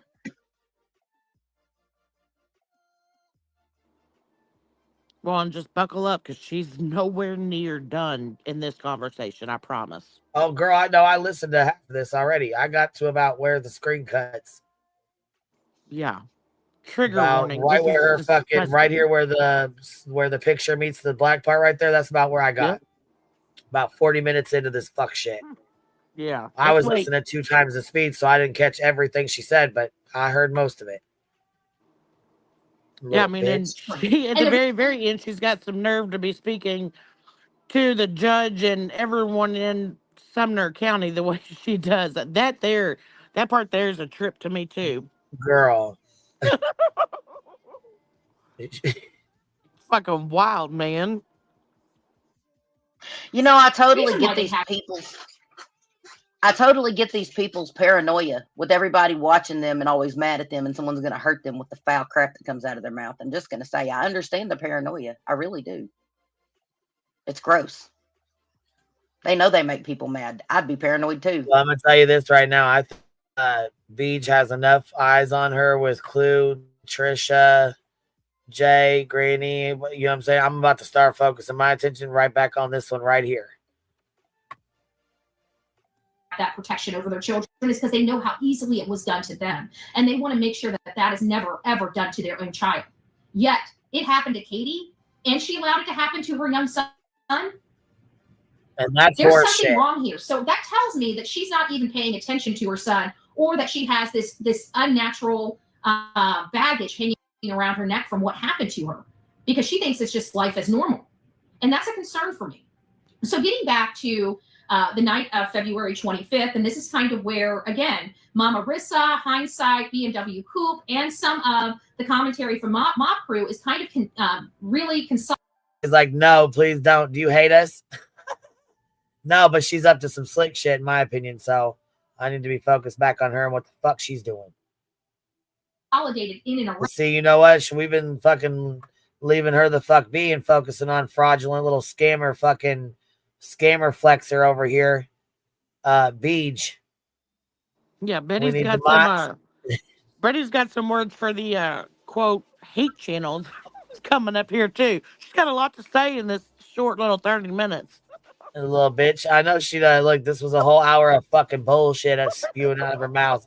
But guess what? It got me right back on her ass, though. Oh, man. I would definitely start reviewing her shit again. I know that. Yeah, it's just fucking wild. Because when you look at the videos, there's just, and we can all agree. She misses the hate view, fucking the hate views. That's what she missed, the hate channel views. Just something doesn't appear right. Okay, no matter how you look at it, something doesn't appear right there. Katie's looking around very obnoxiously. I don't know what other word. If you find a different word to use than obnoxious, let me know. Hey, green brown eyes, queen brown eyes. Oh, good gracious, I can't even. I can't even read. Good morning, love, Tiffany. Good. And you know what else is quite interesting? For somebody who screamed they were getting bullied every day. They were bullied every day. They couldn't get out of bed. It was just terrible. It was so terrible. The internet just bullied her. It was awful. You sure as fuck ain't said a goddamn word in defense of, oh, your Beach over there, right? So what are you doing, talking to her behind the scenes, helping her out, Bester? Oh, I know Captain Save-A-Ho over here ain't just sitting back watching nothing.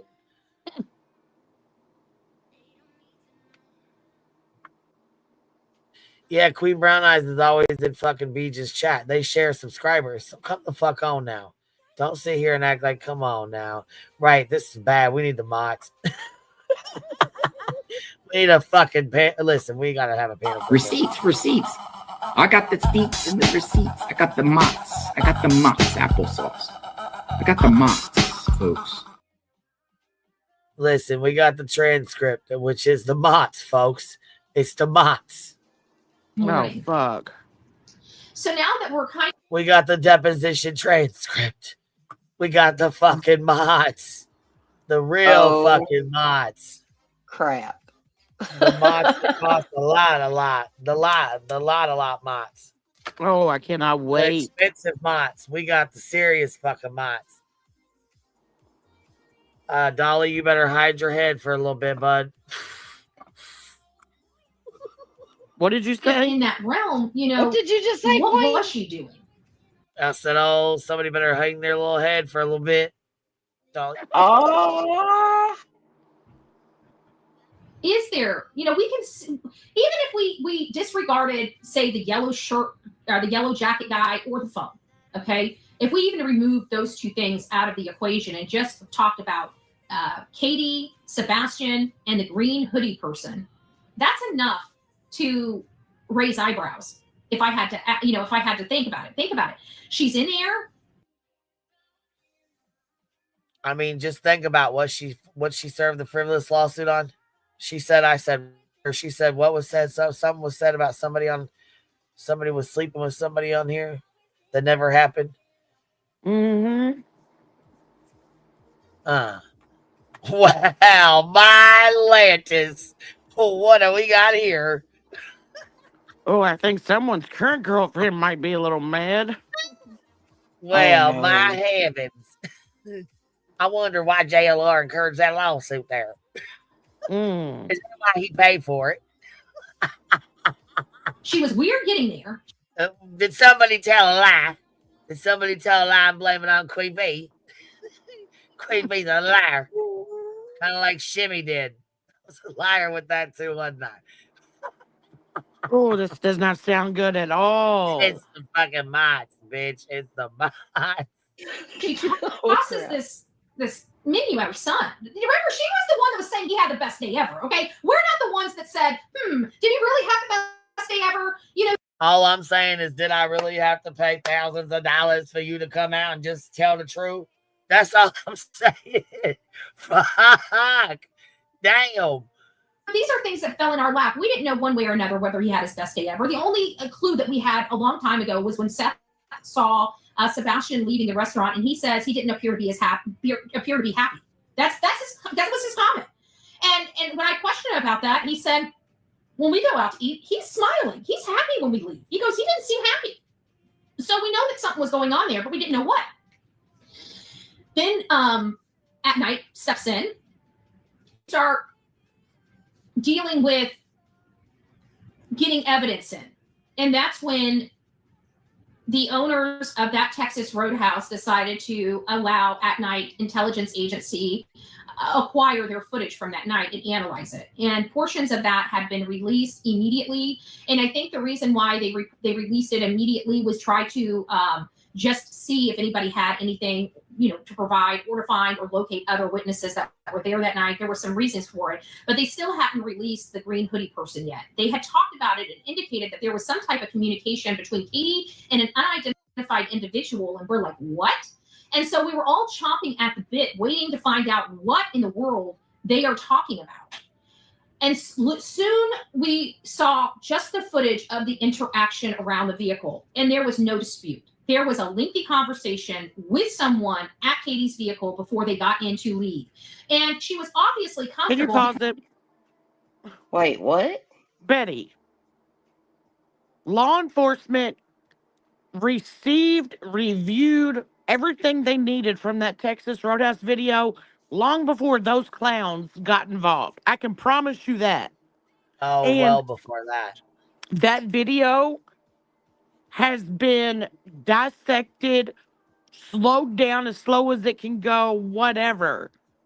And there was never a lengthy conversation with someone, between Katie and someone at her car. Ever.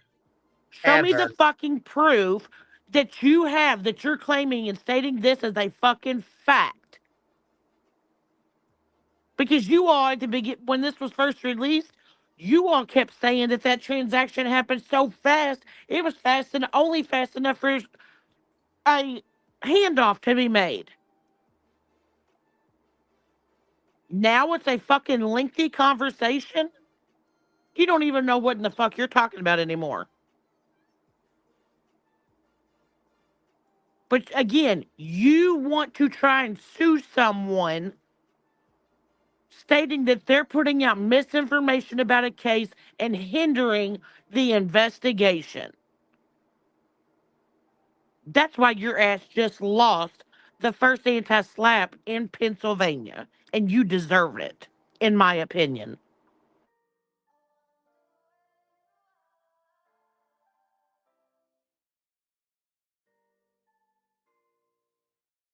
And look, guess what? Chroma Reels sent me this, and it matches right up. Here's every time Texas Roadhouse came up in the live stream in the order it appeared. Early tease of covert operation. Betty notes that the viewers and mob crew, Marissa, BMW Coupe, have been zeroing in on that Texas Roadhouse outing as the critical moment, wondering whether something not right went down inside the restaurant. So this is their covert operation. This is AI. AI did this. Chroma Reels ran it through AI, and this is what they brought out. So anyways, it says At Night footage released. The host explains the restaurant owners handed over the security video to At Night Creative Intelligence, who then immediately released portions, but not the green hoodie individual, in hopes of drumming up new witnesses. Yeah, and the green hoodie person. Operation theory. Why the spotlight remains. When the green hoodie person has been cleared by law enforcement. They came out and said that. That shit is so fucking wild to me that she just comes up with her. Oh my, Tiffany B. Tim Sim, thank you for dropping 50 of them on us. My goodness, Biddy Bop. We got to play the Mots one more time. Receipts. I got the deets and the receipts. I got the Mott's. I got the Mott's applesauce. I got the Mott's, folks.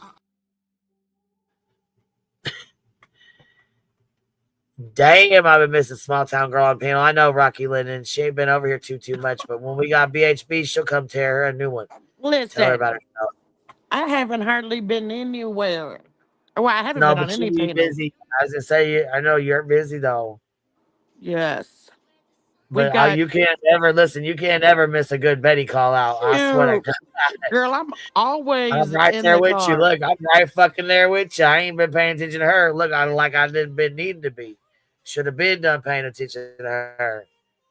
No, when I tell you guys I have been extremely busy, I have like this week up until this weekend, like I've been at the Little League World Series.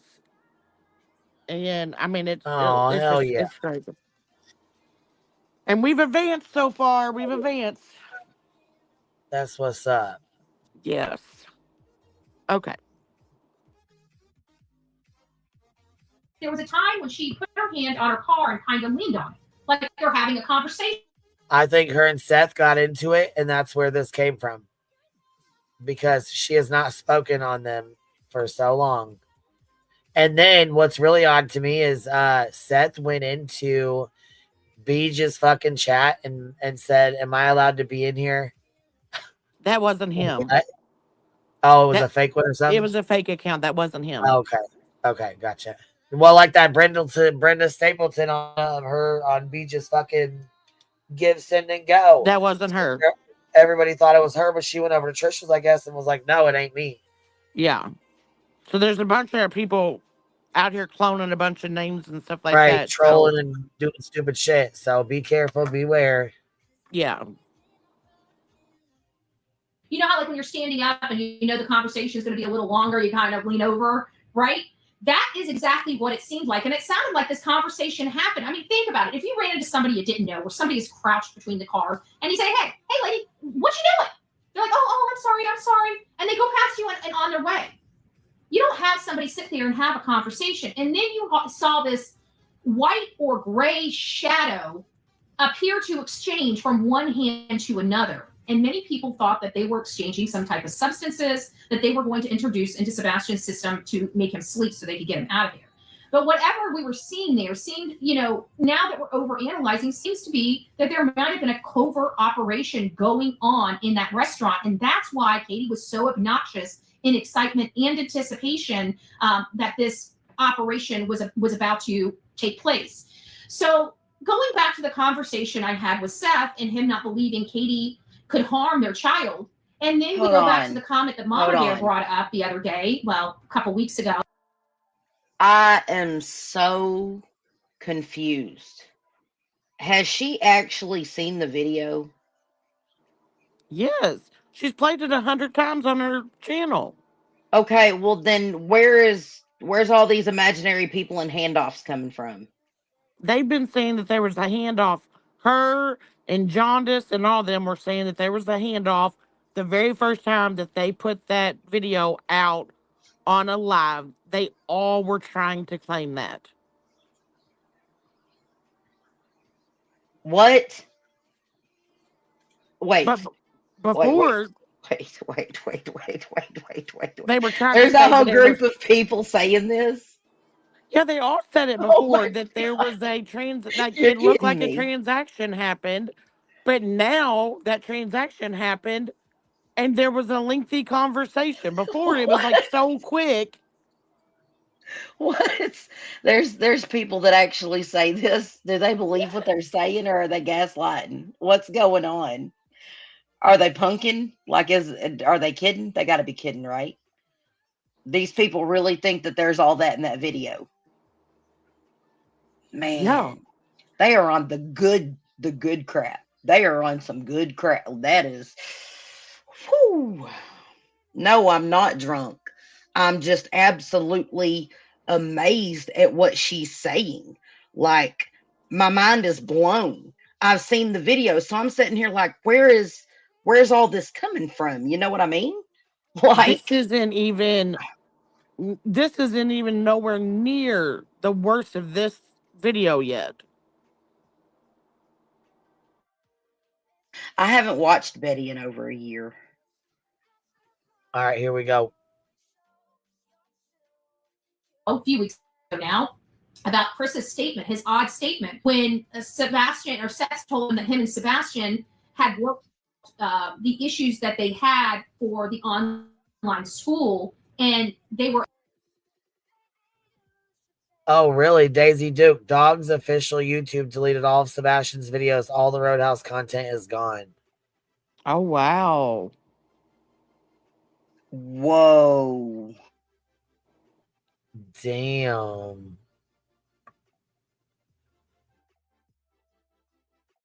Okay with it. His comment was, well, it would have been really nice to know. As if that would have changed the outcome that we're in had Chris and Katie known about this. So that's what's leading a lot of people, if everybody is like me and believes that Sebastian Rogers is deceased, and while that is my top leading theory, there are other possibilities, and why I'm constantly bringing up, Mama Rissa and Hindsight, the mob crew, and everything, because they're taking an aspect and really running with it that I think you guys need to look at. Because if Seth is accurate and Katie did, hates him, but doesn't hate him enough to unalive his child, well, then we got an alive Sebastian out there that's being hidden. And if that's the case, who's hiding him? Well, it would have to be a network of people that do this as a job. And so now that's why they're focusing on the intricacies of moving, because of how obnoxious Katie was, how she kept looking around. She didn't appear to know who she was looking for. And that may be because she may never have met this organization personally before. It may have been, you need to go here, you need to do this, you need to leave this here. Somebody will be there to give you instructions out in the parking lot and answer any questions you have. We'll pick, it will be here by this time. We'll have him out by this time. This stuff will go this way. And you need to go home and start doing X, Y, and Z. That is an operation. Now, could this have taken place at that Texas Roadhouse? There is a possibility. And without that being a closed worry box, it's going to continue to be talked about. Now, we watch great law enforcement all around this country. We also watch very poor law enforcement around this country on this show. We love law enforcement. We back the blue. We know that law enforcement aren't superhumans. They're humans. They are going to make mistakes just like the rest of us. And it is a shame that the rest of us have no appetite for other people's mistakes like they have for our own mistakes. And we need to start having a reality check with our law enforcement, because our law enforcement is beaten all to hell, and they're just human beings trying to do their blessed job. But we see good policing all over this country where law enforcement knows it's in their best interest to keep their public engaged, especially when there's a high-profile case or possibility of endangerment to the public. Now, I believe Chris and Katie have harmed this child greatly. We have watched Chris threaten just about everybody that has touched this case with their life. This is a person that I truly believe had a hand in unaliving or disposing of Sebastian Wayne Drake Rogers. That's pretty scary. And while Sumner County has their thumb up their butt and thinks, oh, this is just an isolated incident, think about how many citizens that they have put in jeopardy because of their poor policing, including my own life. Because they have allowed this man to rule their county and threaten so many people that they've scared people. Well, they're not scaring me. The only thing I'm doing is tapping out for a little bit. And this is for the court system, because you can only jam me up for so long. But once this is done, I'm going to make sure I execute my First Amendment rights so well that Sumner County will feel my fury. And they're going to sit on that sideline helplessly by, knowing they can't do a goddamn thing about it. Excuse my language, my Christian folks. Pray for me.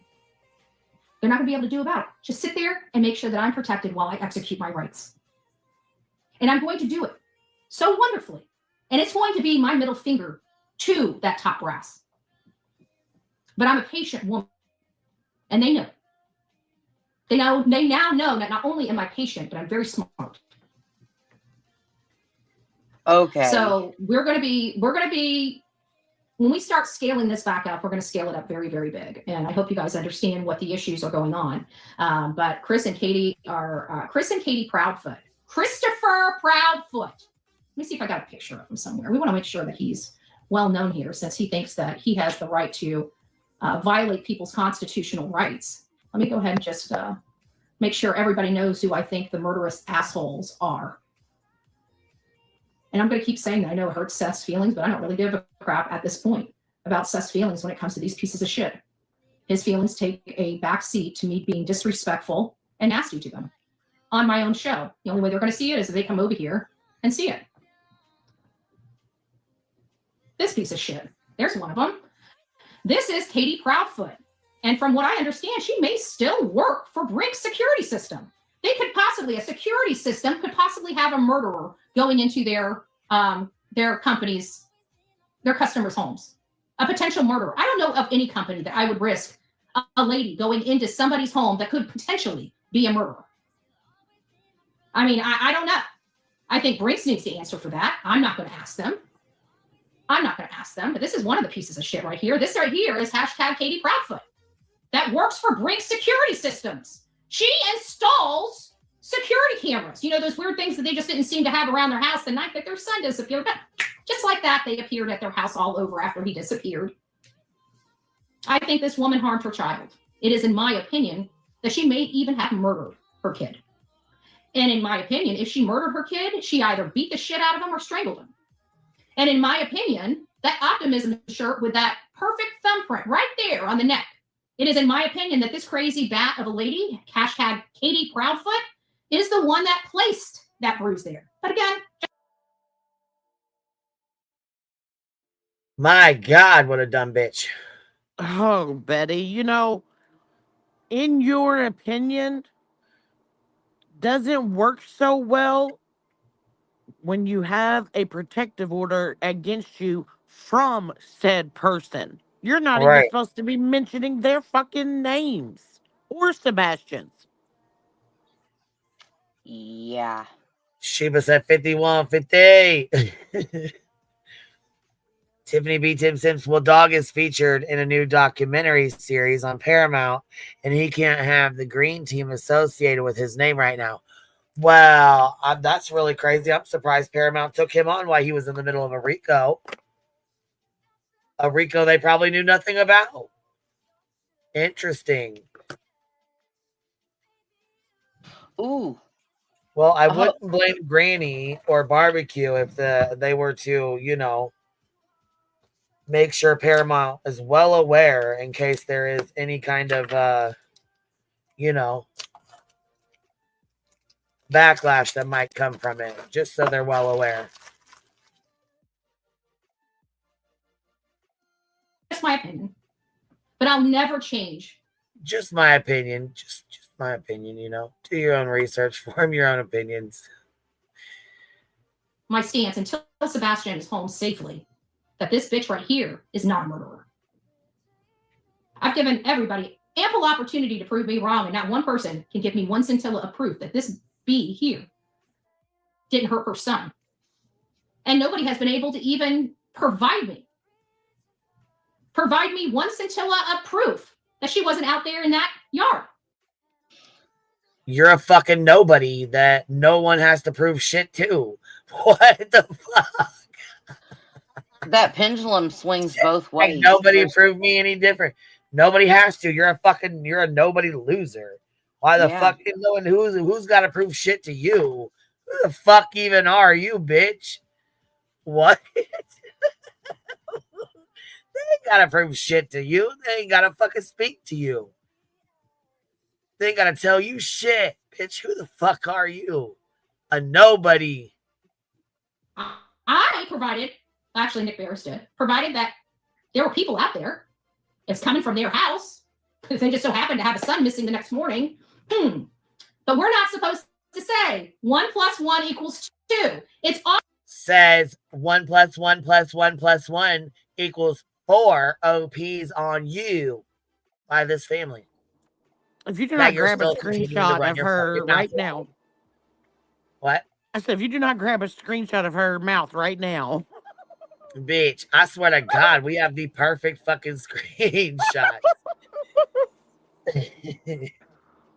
Look, somebody, let me go get this. It's done. I already got it. With a thumbnail that says, Betty's open for Chili's.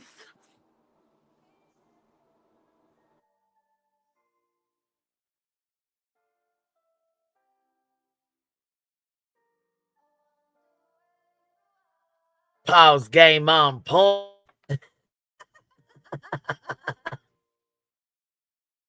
awfully convenient that nobody knows who the hell's out in the middle of the freaking yard next to their house, but they have a child missing. And one lone flashlight, just one, running back to the house. And did you know the next morning? Is it just one? Did you guys, did Mob Crew finally figure it out after 2 years of fucking, you know, continuing on about these flashlights and these lights. Did he finally fucking figure it out? I already said that to you. Just not get any more views off Sebastian's name, and so it's phasing out. And don't forget, we got a dick off 2025. For the loser that keeps ignoring white boy. Dick off 2025. Person woke up in the house. I bet you it's that person that was running back to the house with the flashlight. What you bet? And if that's the case, that would mean Katie Proudfoot was out there in that courtyard, that common area. I just want to make sure that everybody, including, hopefully we get some Brinks, what are they, the board of directors, maybe somebody, maybe the CEO, maybe the CFO. Maybe we should hashtag Brinks CFO in here. And hopefully maybe just maybe, somebody can ask Brinks, what in the hell do they do having a potential unaliver working for them inside houses with children? And they should potentially know that there's a woman who's been stalking and harassing them for the last, year and a half, who they have fucking order protections against, who is inciting folks to call their job. I think so. And I think that would more than likely be a violation of your motherfucking PO. Got third party, Betty. In Don't forget that. Opinion, because you're talking about calling her fucking job and getting her fired. That is literally incitement. Literally incitement to harass. Absolutely. And law enforcement has not said that she's done any of the things that you want to accuse her of doing. So therefore, Brinks cannot do a damn thing. Just like his dad, Seth.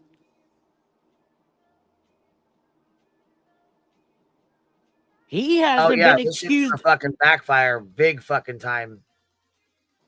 This right here might just take your ass back in front of the grand jury for a nice little inside stay. Mm-hmm. Because she wasn't charged. It's not double jeopardy if you've never been charged.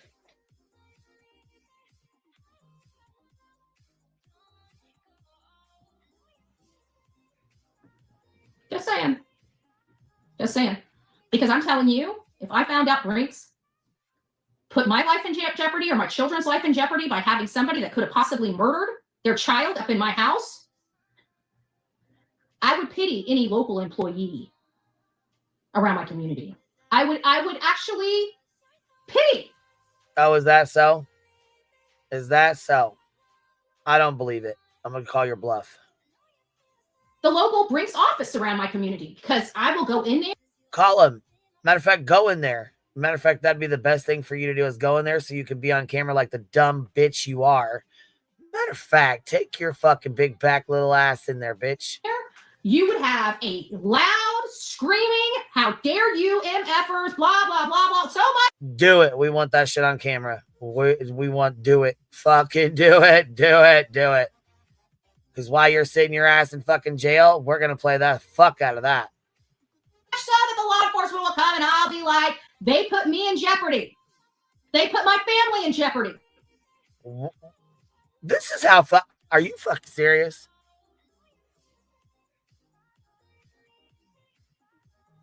Betty, you put you and your family This in bitch jeopardy. has absolutely lost her motherfucking rabbit ass mind, in my fucking opinion.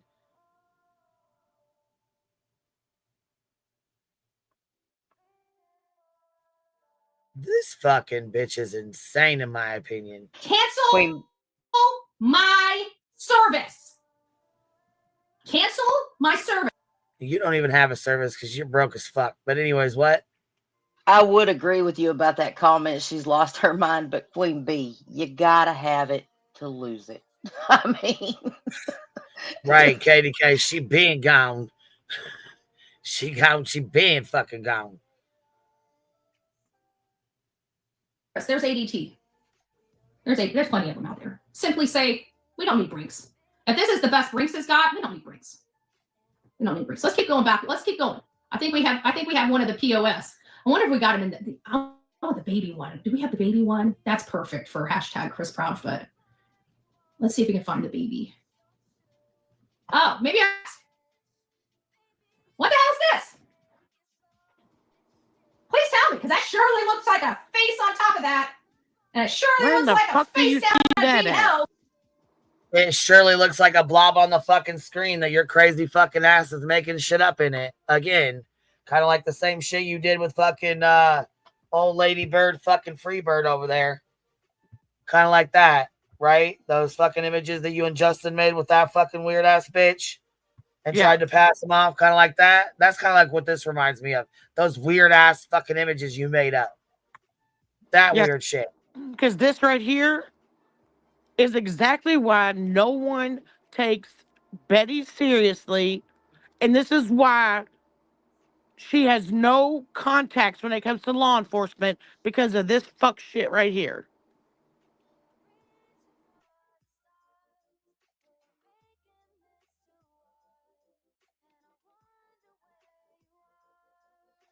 I didn't know we were going to be performing a Rorschach test. I'm sorry.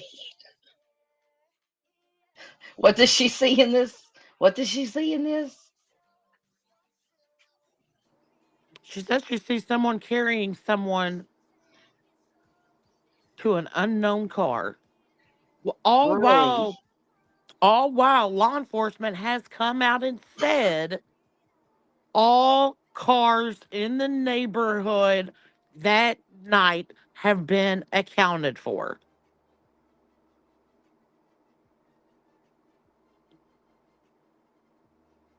This is what this dumb bitch is over here doing, coloring with numbers over here with Betty.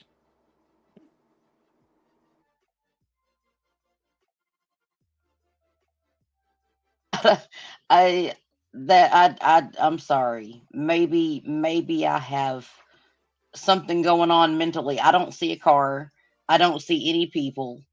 I don't see any of those things right there. Like where y'all, that's scary that someone can look at that and come up with, like, I've heard of abstract art, but I have my limits. You know what I'm saying? That's nuts. Wow. And this is exactly why law enforcement has not called any of them back that have called in and reported this as a legitimate tip.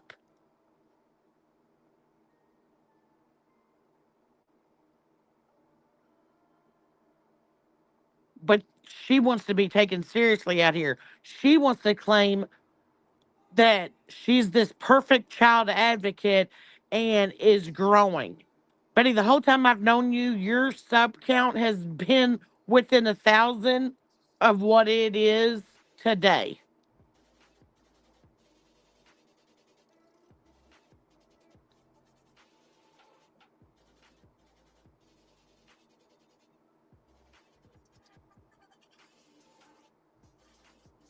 And why in the hell does your headline say clear Seth Rogers? You think Sumner County's actually going to listen to you and do what you want them to do? That's why they've ignored you this whole fucking time, because you're a nobody. You know, I just couldn't help the idiocracy of even coming up with some kind of campaign like that. Because at the end of the day, ultimately, finding Sebastian would have cleared everyone. Finding Sebastian would have pointed a finger if a finger needed pointed. But you can't clear any, you know what I'm saying? Like, you can't just clear people without knowing what happened, and you can't just convict people without knowing what happened. And you can't just sit here and make stuff up like this Well, about people who are going through this kind of, I mean, just make this crap up. Y'all, this is made up. Let's call it what it is. This is made up bullshit. you don't think if law enforcement had an image that in any form or fashion showed an unmarked car or anything like that, or someone carrying someone and they needed the public's help, that they would not have put that information out yet. They're not just going to clear someone in an open investigation because fucking Betty told them to. Well, They're not going to press charges on somebody just because Betty wants them to. Right. But she's the fucking political expertise around here, but doesn't know these simple, basic, whatever. I mean, just fuck. Well, she's presenting this as evidence. This is what they're feeding you guys as evidence of a crime. And there's a car in this picture, mind you, people. And a whole bunch of other stuff going on in this picture. This is the No, evidence. This there's is not a car in this picture. This picture that she's trying to show, she is saying is only a picture of someone carrying someone else. The car, she's saying, where? is off in the distance.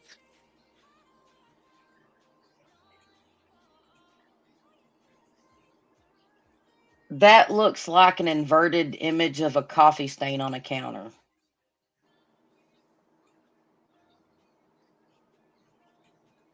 I don't even know.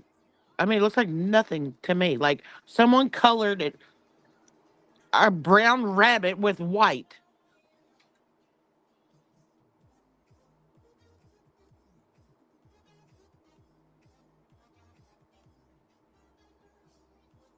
But she wants everyone to believe that she's out here with all these politicians that are listening to what Betty says and doing what she says needs to be done because she can solve the whole fucking world problems.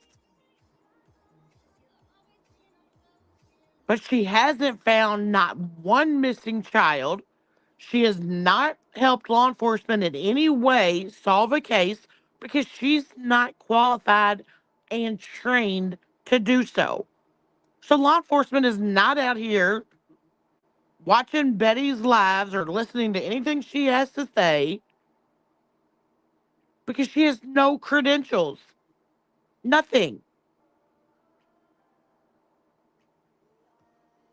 She only attacks the parents of missing and deceased people. That's it.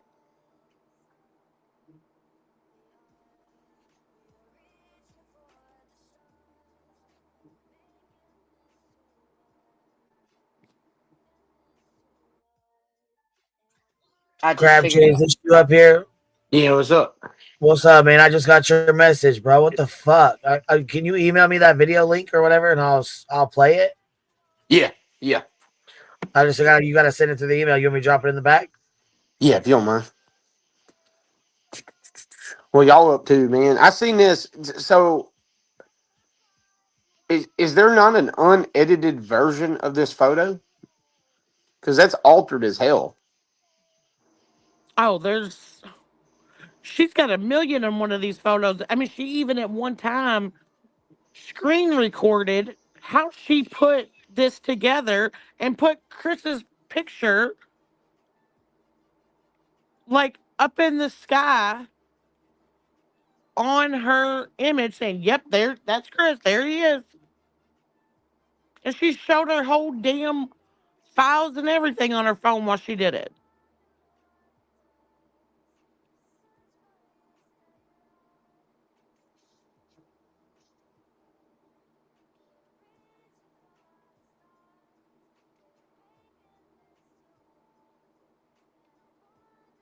I have no words for this level of stupidity. I'm just I don't know what to say. This y'all this wow. Like just wow.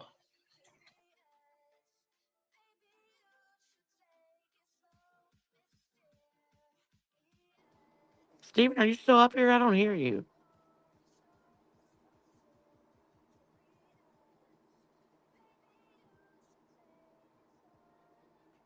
I don't know. He might be having connection issues or something. Does anybody? Do you hear him? I was sending that to Oh, QE. okay, okay. Sorry. Yeah.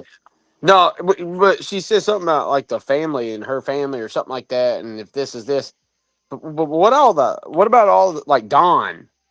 Summer Wells' parents and the shit you've done to them, or myself, or others that you have came after and said, like in that one video that I just sent QB. I mean, she literally dog whistles for my job, and she knew what she was doing. Hence, the 60 phone calls Verizon would receive, and at the Hendersonville store being one. But again, all this stuff that talks about my family, this, or how I would be, in the realization of like, okay, again, theories versus, factual evidence. And the facts are as is, as Sumner County has done stated it multiple times. There is no evidence to support foul play or any wrongdoing of any kind. And that goes for all three parents. Stop leaving Seth out all this.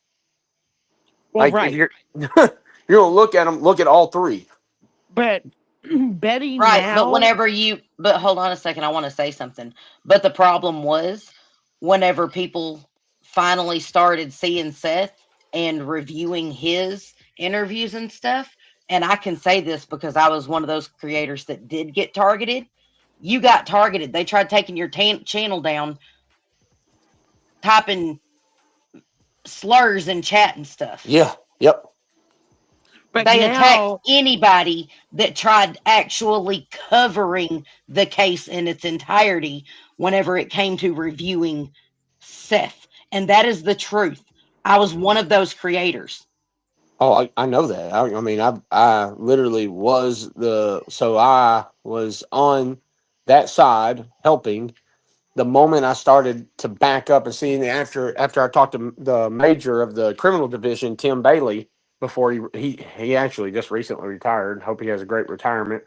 He was the one that literally had an hour conversation with me about, Stephen, sometimes it's good to have opinions, but I need you to understand, if you think that we didn't check in the attic or in the drains or run dogs in the house and all this, he said, people are really just underestimating, one, the ability of law enforcement, two, that we can't do our jobs. He said, also, I could tell you, opinions, like I said, are great to have. They're yours to have. He said, but when it involves a child that is missing, sometimes our opinions are best left to ourselves.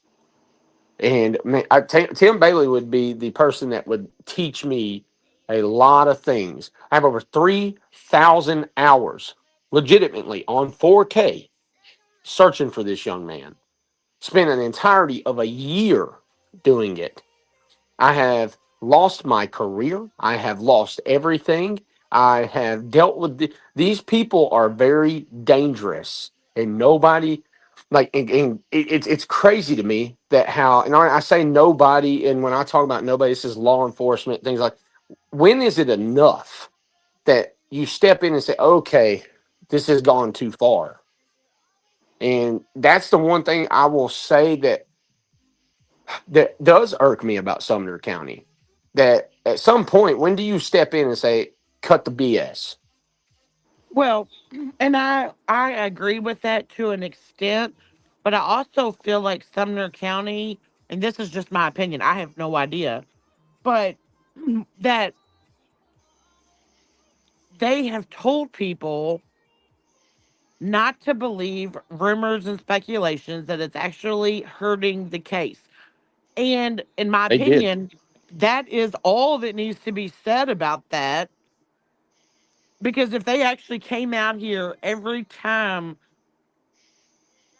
people started doing or acting or saying things on the internet, they wouldn't have time to search for anybody.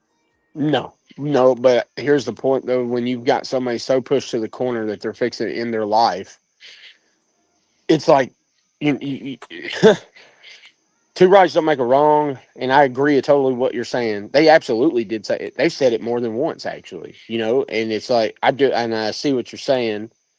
But then when it keeps like with the single-handedly just wait the hell I mean look at Granny's situation or barbecues for instance, like that just keep dealing with the constant like just rhetoric of I lawsuits, mean, shit, you lawsuits. can hear. You know what? Here's a better look. Take a look at my situation. Yes, 100. One percent lawsuit dismissed, and then she filed another one. Been dealing with the fucking bitch for 2.5 years now. What I and tell money you, that could have took care of your when you kids came to me asking about that, what I tell you, it ain't even worth it. The bitch ain't ain't got worth it. nothing for you to even fight with. It's a waste of your fucking money and your time. No, and that was I'm honestly very thankful for that information, and I hope you know that. Like Yeah, it really is. Straight up, it really fucking is. all the money. I mean, you've got girls, you got your family and everything that's went towards fighting this shit. It's just, People scream about these fucking legal bills. It make a motherfucking sick to see the shit. you know what I think? I hate to say this. I see three. I don't think even. It I makes just me don't believe sick in it. to see the shit. Do what? I said it makes me sick to see the shit. It's. I couldn't imagine being in your shoes. I really couldn't, QB. Because you've been a part. I mean, I have watched this over many cases. You know what I mean? And have to go through it. It's just not. It's ridiculous. And I'm sorry you have to experience that. Like it's not fair.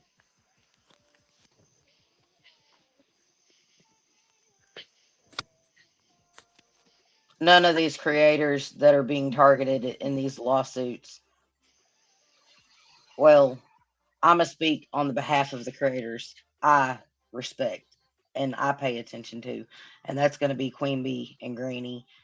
And I'm going to say, from what I know to be right and to be someone that actually believes in our freedoms, like, they tried silencing people. Betty's tried silencing Queen Bee, and they tried silencing Greenie, like a They group of came them. after your And the comments and thing is, everything, right? yeah, they did. I remember seeing that. I hate Yeah. that you Look, went that through it picture too. Betty showed is looking a whole lot like Justin and his monkey. It looks like But what the they don't picture she showed looks like the picture we fucking seen. Oh fuck. but what people don't understand is Queen Bee and Greenie and even Barbecue Lady didn't have that free lawyer that BJ did, and Mm-mm. Seth did, and Dog did, and Nick did, and what's his name? Sumo wrestler. What's his Oh, name? Hong. Sorry. Um, I was like, what? but also, Granny, Barbecue, and Queen did not ask to be put in litigation, so their case is totally different, you know, than others. As in, and I'm just going to use an example because everybody knows about it. BJ's asking for money to do some sort of something with a lawyer in YouTube. Yeah. Like, that is insane to me. I actually was And on the phone with YouTube today. like I did hear BJ earlier say, like, the reason, like, and this is so bizarre to me because she's sitting there trying to say that the reason why she is hiring an attorney is because she cannot go on like this anymore, that they're literally scared to go into another room in their house, and she's terrified that someone is going to show up at her house, which is insane to me because like nobody that I know Gives two would shits do to that, go there. has You know. done that, has threatened to do that, but that she is so paranoid and has gotten herself like this. She's got it in her head. And if that is the case, Log the fuck off. I don't think that's the case at all. I'm gonna tell you what I think. I think that BJ knows that she's trying to be served, and I think she's dodging it and trying to accuse people of coming and knocking on her doors from the internet for sympathy. That's what I think's going on. That's my opinion. See, I actually wondered that the other day. I was wondering that myself. I'm like, what if it's that, you know? But I'm gonna tell you this. I will say this for me, man. I suck at those theories and what ifs because I'm usually down a damn wormhole somewhere. So I've had to stop doing that myself. So I'll be taking shit and then I talk about it. And I'm like, yeah, I just messed up. Like Do you I have still a have your sneaky hold on? Do you still have your suspicion. link going, Steven? Yes. Yeah. All right, I'm gonna try to go on here. Okay.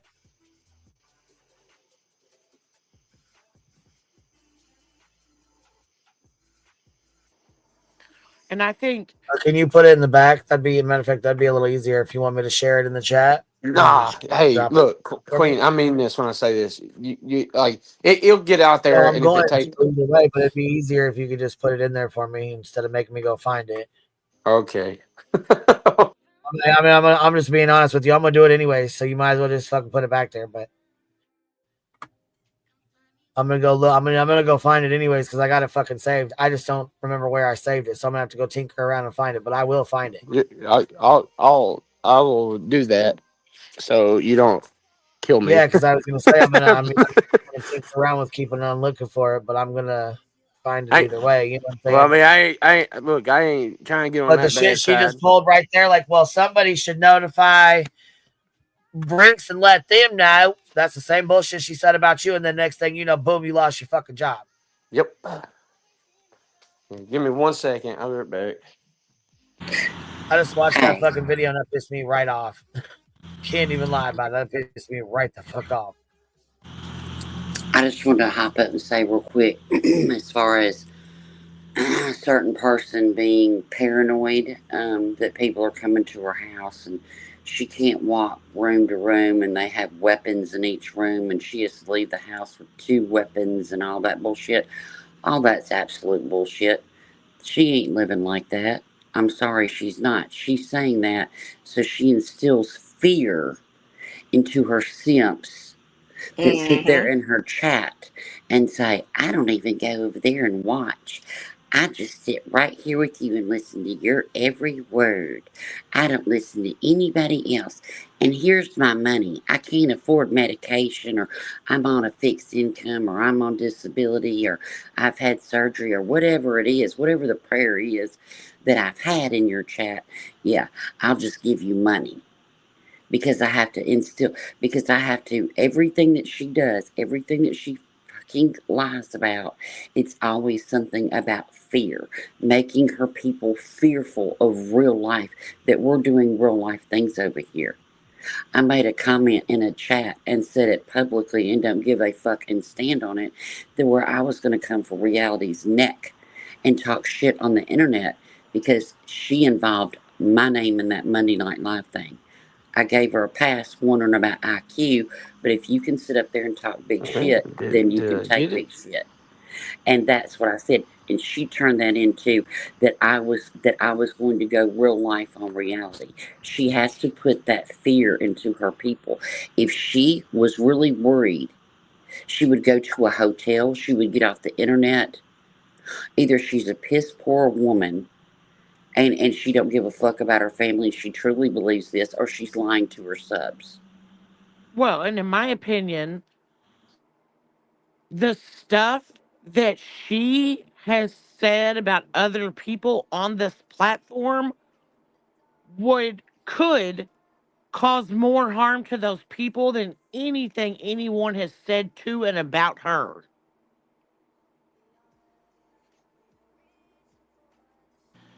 But Craig thinks that they're superstars. She thinks she's some big YouTuber, and that anybody would want to give up their fucking freedom for her. Get out of here. You're not that important. We're talking shit on YouTube. Well, and something else that I found very interesting was last night she said that she has paid the attorney half, which is $5,000, Holy shit. and her give, send, go, whatever the hell it was like $2,010, and that she only had a certain time to pay the full amount. My question is, you've said that as of last night, but your give, send, go is still asking for 10K monthly. You only need five more $1,000, See, if not I the was, full 10. and I know that you don't have to, but like something like that, it's even like with my GF and stuff, right? I had told Margin, I was like, because I went against it for about 3 weeks, to be honest. Then I realized I'm screwed. And then, but like, it's easy to post receipts. Like, I hate to say it, it's really easy to do that. Like, so why would, like, I mean, she could solve it easily. If I mean, that's just, I know, probably stupid to say it, but Well, I mean, that's what a lot of people, have said. And she's like, when the time's right, blah, blah, blah, But, we'll and then see. to try to justify Craig buying a smartwatch, a smart ring, her new phone, a new laptop, new clothes, all within the last couple of weeks. I've got to take She Claritin. Hold on. says tonight, have you guys not ever heard of credit at Best Buy? I have credit. No, sweetheart. Oh, hold on. Let But You're me, not sorry. muted, Stephen. You're not muted. Well, but I don't know when Best Buy started selling rings because not Craig's ring. She asked her chat what kind of ring should she get. When did they start selling jewelry? when do they start selling clothes? I don't give a fuck what she buys. I don't care. Whatever. Her people, whatever. It is what it is. I'm just saying that she, just like Betty used to say, they're putting trackers on my car. I'm being stalked. They're coming to my house. Not one receipt. It, BJ, if you have cameras, like you said you did, like your subs gave you after some fucked up email that you and Justin talked about, then you should have cameras and you should have proof and be able to call the police and say, hey, this person was on my property, and take care of your business. But nobody knocked on your window. Hey, I'm gonna turn my volume down while you play this because I can't stand to hear this shit. So if y'all say something, I probably You won't hear know, it. the God's honest truth No, is, that's all right. I'm gonna go and play it now, real quick. If All you right, want to just go ahead got and you. mute for a second. But this is what she just said. You remember what she just said about Katie, right? Remember what she just fucking said about Katie? Listen to this. I was curious why Crabtree thinks it's okay to do that. And I keep wondering how Verizon would feel if they knew that one of their, pole people, whatever they call them, installers, was in here impeding an investigation. And that's exactly what I feel Stephen Crabtree is doing in this case, because he constantly goes out, like even that whole thing. Remember when Tony was. holy crap. And she just said the identical thing about Katie. Yeah. About somebody calling Brinks and telling Brinks, just like she said about Steven, She did it to same Dawn and them too. word for fucking word what she just fucking said. And it happened. Tell him, Steven, it happened. Oh yeah, it definitely happened. They thought I worked for Verizon, like the store, and so they called. And at the time, Brandy was there. She's one of the managers, and so I know her because I work on the small cell on top of the roof. Most Verizon locations have the small cell, and then the one inside. And she's like, "What the hell is going on?" And so the phones wasn't on what they call like an auto dialer, like where he'll put you through prompts yet. And so they had to literally move that whole store to prompts that day. Then the network director gets a hold of me. Now, the network director She actually left as of November now, but she was stepped in and said, "Well, hey, don't worry about it. We got it took care of." Well, when they realized that nothing was happening, they then moved forward to calling the sheriff's department, started telling them that I have helped Chris and Katie do something to Sebastian, and that I'm impeding, and that essentially either I'm impeding it and they're letting it happen, and they're letting just me get away with this, and I'm full on helping Chris and Katie hide him. And it was like, are you fucking kidding me? I had to literally talk to them in person. And then I did not know that there was messages like so on Facebook, right? There was a messenger. Apparently there's like a request in a spam section where my wife was getting threats, where they talked about unaliving her. I say that and I forget I can say this shit on here, but it's just respect to your panel. But talked about how she's a dumb A and all this other, like the amount of shit she got. Well, Well, guess yeah, and you know what? The same thing she did that they got Don Wells fired doing the same shit. They got Billy Joe fired, and from my understanding, I don't know if they, and I say they because I don't know who specifically, but the tragedy pimp crew over there. They also had a lady that they bought furniture. Molly Golightly bought furniture. They went to go. It was supposed to be delivered. They wouldn't get the fuck out of bed so it could be delivered, and they fucking ended up getting the manager fired. Wow. So, well, it takes a step further when they realize, I guess that didn't work, right? Next thing you know, so mind you, the network director and Brandon, I thought everything was good, man. Well, come in January, there was 11 filed complaints against me to corporate.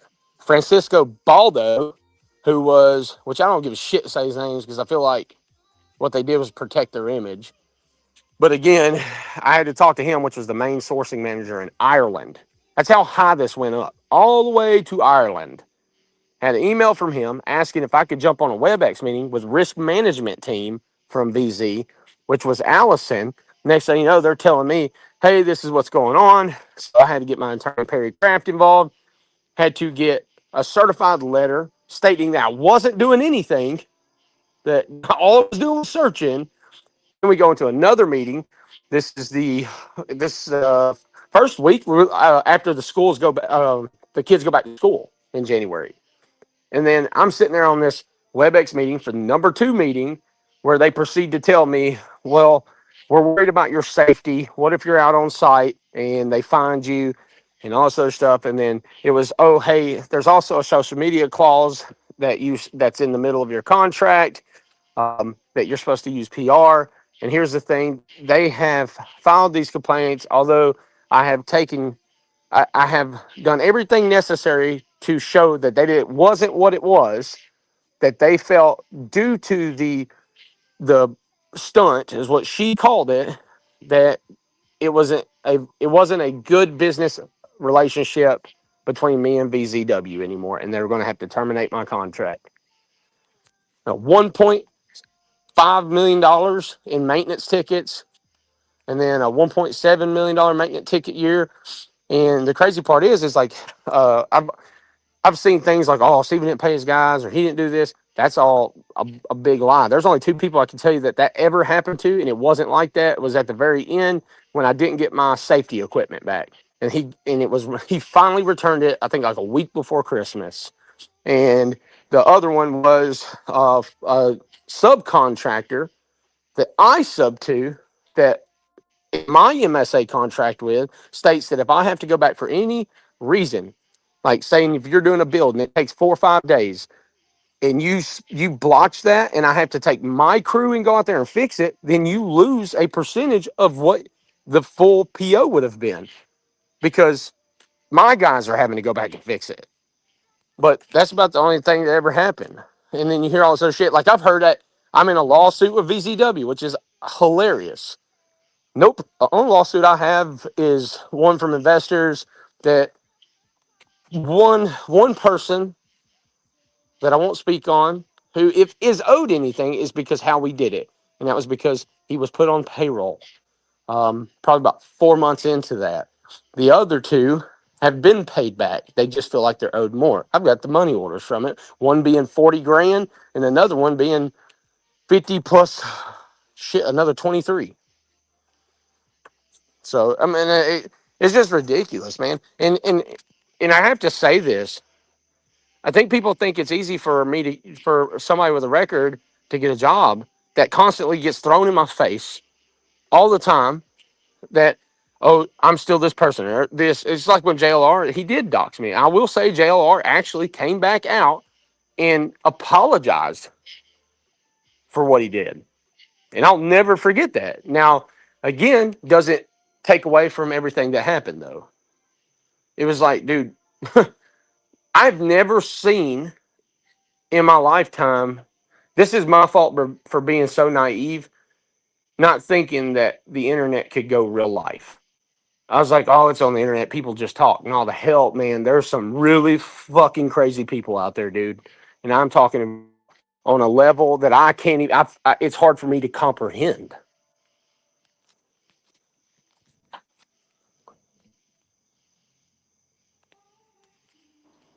Yeah, I mean I don't even know what to say. Like that's just wild to me that this group of people or that group of people would want to put that much time and effort into somebody over a difference of opinions and cause one person in their family like everything. Like that's insane to me. That's crazy behavior in my opinion. Look, I'll be the first one to tell you, I done some stupid shit. I've had back and forths. We I've all hurt have. people. Well, Yeah. everybody Well, out here. All There ain't of us. nobody innocent in this bitch. Dude, but the thing I can say is like at the end of the day, like I've learned a lot from it. I wish I wouldn't have done the shit? Hell yeah, man. It's even like the BJ situation. I didn't even know who BJ was.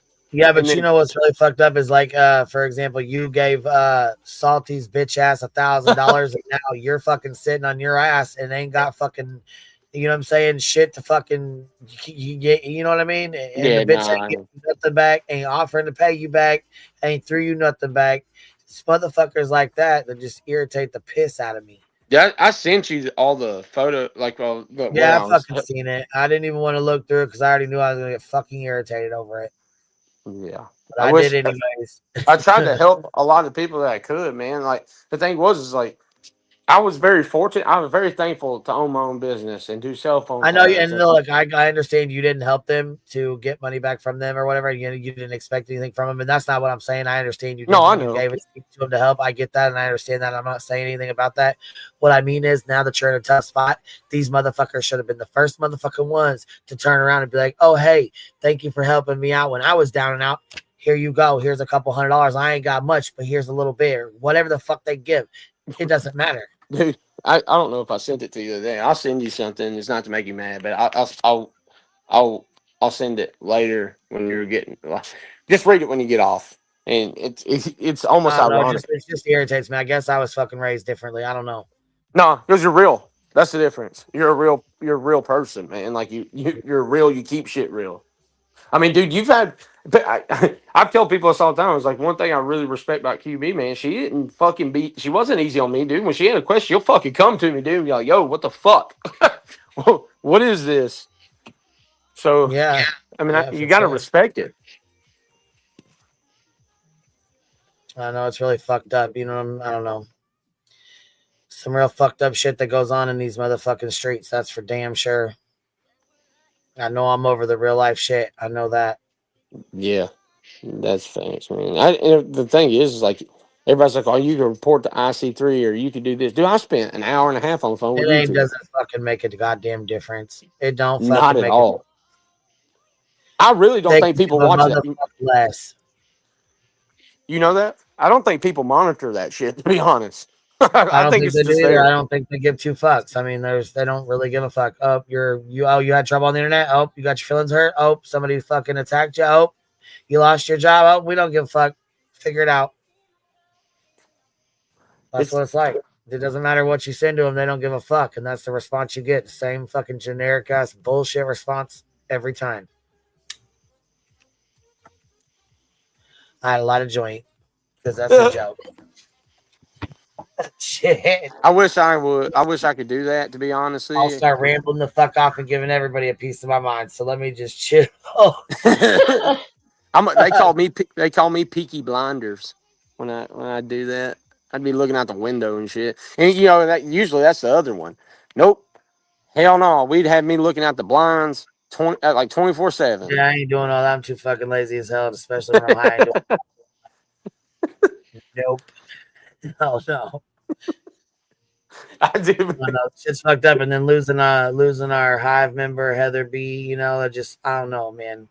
What? I'm feeling fucking fucked up today. The shit's foul, man. Like I said, it's not a friendship like every day face to face. But when you talk to somebody on here and you come on here every day and you see them in the chat and you have conversations and you converse in the Discord and you talk and you know what I'm saying? Friend, man. People start, like I said, give you a peek into their life and share their most precious moments in their family, what's most special to them. They're vulnerable enough to open up and share that with you, and then boom, they're just gone. Can I ask what happened? Is it all right? I don't know what happened. That's the thing. Her family doesn't know what happened. She had stomach pains and she passed in the night in her sleep. I don't know. They don't know. I hope it wasn't fucking colon cancer, man, because that sounds like my uncle Jeff. I'm not even jumping to anything. I'm just gonna wait until they let me know and let that Sorry be. about that. Because I don't know if their family or whatever's. I don't want to say something like that. You know what I mean? No, I know. No, that's respect. Sorry about that. No, but for real, I will totally be sending up prayers for them. 100%. Yeah. No, sure. A loss is hard, man. Like I I'll think tell we you all what, though, think. she talked about the hive. She talked about us a lot. She talked about us a lot enough for her boyfriend to know to reach out and send me an email and let me know, hey, she really liked you guys. She really fucking talked about you guys. She loved the hive. She always talked about y'all, and I just feel like you guys should know. She would want me to let you know. And I'm forever grateful that he did reach out. I really am, because she, was here in Discord. We just, she was in there with us every day. We chit chat all the time. Heather BB. No, she I'm so sorry, man. She was so sweet, man. She always. She passed a Sunday night, Monday morning, and we got the email this morning. Damn, man. I hate to hear that, man. She was so nice. Every time I'd come in, she'd actually be like, hey, how are you? Damn. Yeah. Sorry, QB. Sorry, chat, man. Yeah. It puts things into perspective, when you just talk to somebody and next thing you know, they're gone. Like I said, it's not a face-to-face friendship like every day, single day. But you know what? When you talk to somebody like that, it still feels like a friendship every day. No, man. That's somebody that... You know what I'm saying? And like I said, when they share special parts of their lives with you, you start to understand why people are the way they are, say the things they do, or feel the way they feel about, you know what I'm saying? Like it's, how many different personalities and different people that I meet every day. I can only admit, I love it though. I love it though. Listen, I meet you. You're different than Regina. Regina's different than Chaz. Is different than Pin. Pin is different life than Lana. Like, you know what I'm saying? Like we all have different fucking lives, and I just enjoy meeting everybody. You know what I'm saying? Like there's so many different people from so many different backgrounds that were raised differently, but somehow we're all here together. You know what I mean? It's fucking wild. No, you got one of the coolest fucking chats, really though. That's why I love being in your chat. I've said that since day one, man. Like everybody's different, but they ride or die. That's the crazy, man. Like they're truly. We got some genuinely good, loyal fucking souls over here. That's for damn sure, man. Some damn good subscribers. My wife. But I'm not gonna lie to you. I've been put through the ringer with creators, and like I'm not just here because a lot of a lot of you guys have. I don't but blame you you. know, Queen Bee, you know why I'm here. Like whenever it came to that point where there was a decision to be made about something, you know where that went. And look, you earned my respect. You know how you earned it. I know how you earned it. That's all that matters. Damn, dude. I don't know. Like I said, we're not all innocent. I'm not innocent. I'm not a real queen. I'm not a real bee. That shit done got me emotional. Fuck. That man, grieving's hard too, man. hard. Life is crazy, man. The shit's fucking wild. And I'll tell you what, you know, when you get down and out and shit and you reach out to somebody, you know what I mean? Yeah. You know, they feel, you know what I mean? Just like, you know, there was somebody else the other day that reached out to somebody and they called me crying and they were just so emotional. It hit them out of no, you know what I'm saying? Like it just life be lifing, man. And it's fucking tough, dude. Life is hard as fuck sometimes, man. I'm gonna QB. I'm gonna, man, much You know, love. some daddle on us. All right, I think I am too. Yeah, I'll be in the chat. I'll catch Yeah, you my later. it's just my that shit hit me a little No, it's different, all right. man. Thanks for coming up, man. I appreciate you No, hanging I out, man. appreciate you. Catch you later, man. Regina, I'll catch you later too, baby. Thank you for Yeah, hanging girl, out. I'm gonna hop down. Thank you for having me. It's always a blessing kicking it with you. Absolutely, baby. You too. I'm gonna head to bed too. It's 12:30. I gotta get in routine. Monday morning starts at 5:30 and it comes early as hell, y'all. Woo! Gotta be getting ready. I'll catch y'all on the flip side. I'll see y'all in the morning. Good night, y'all. QB out.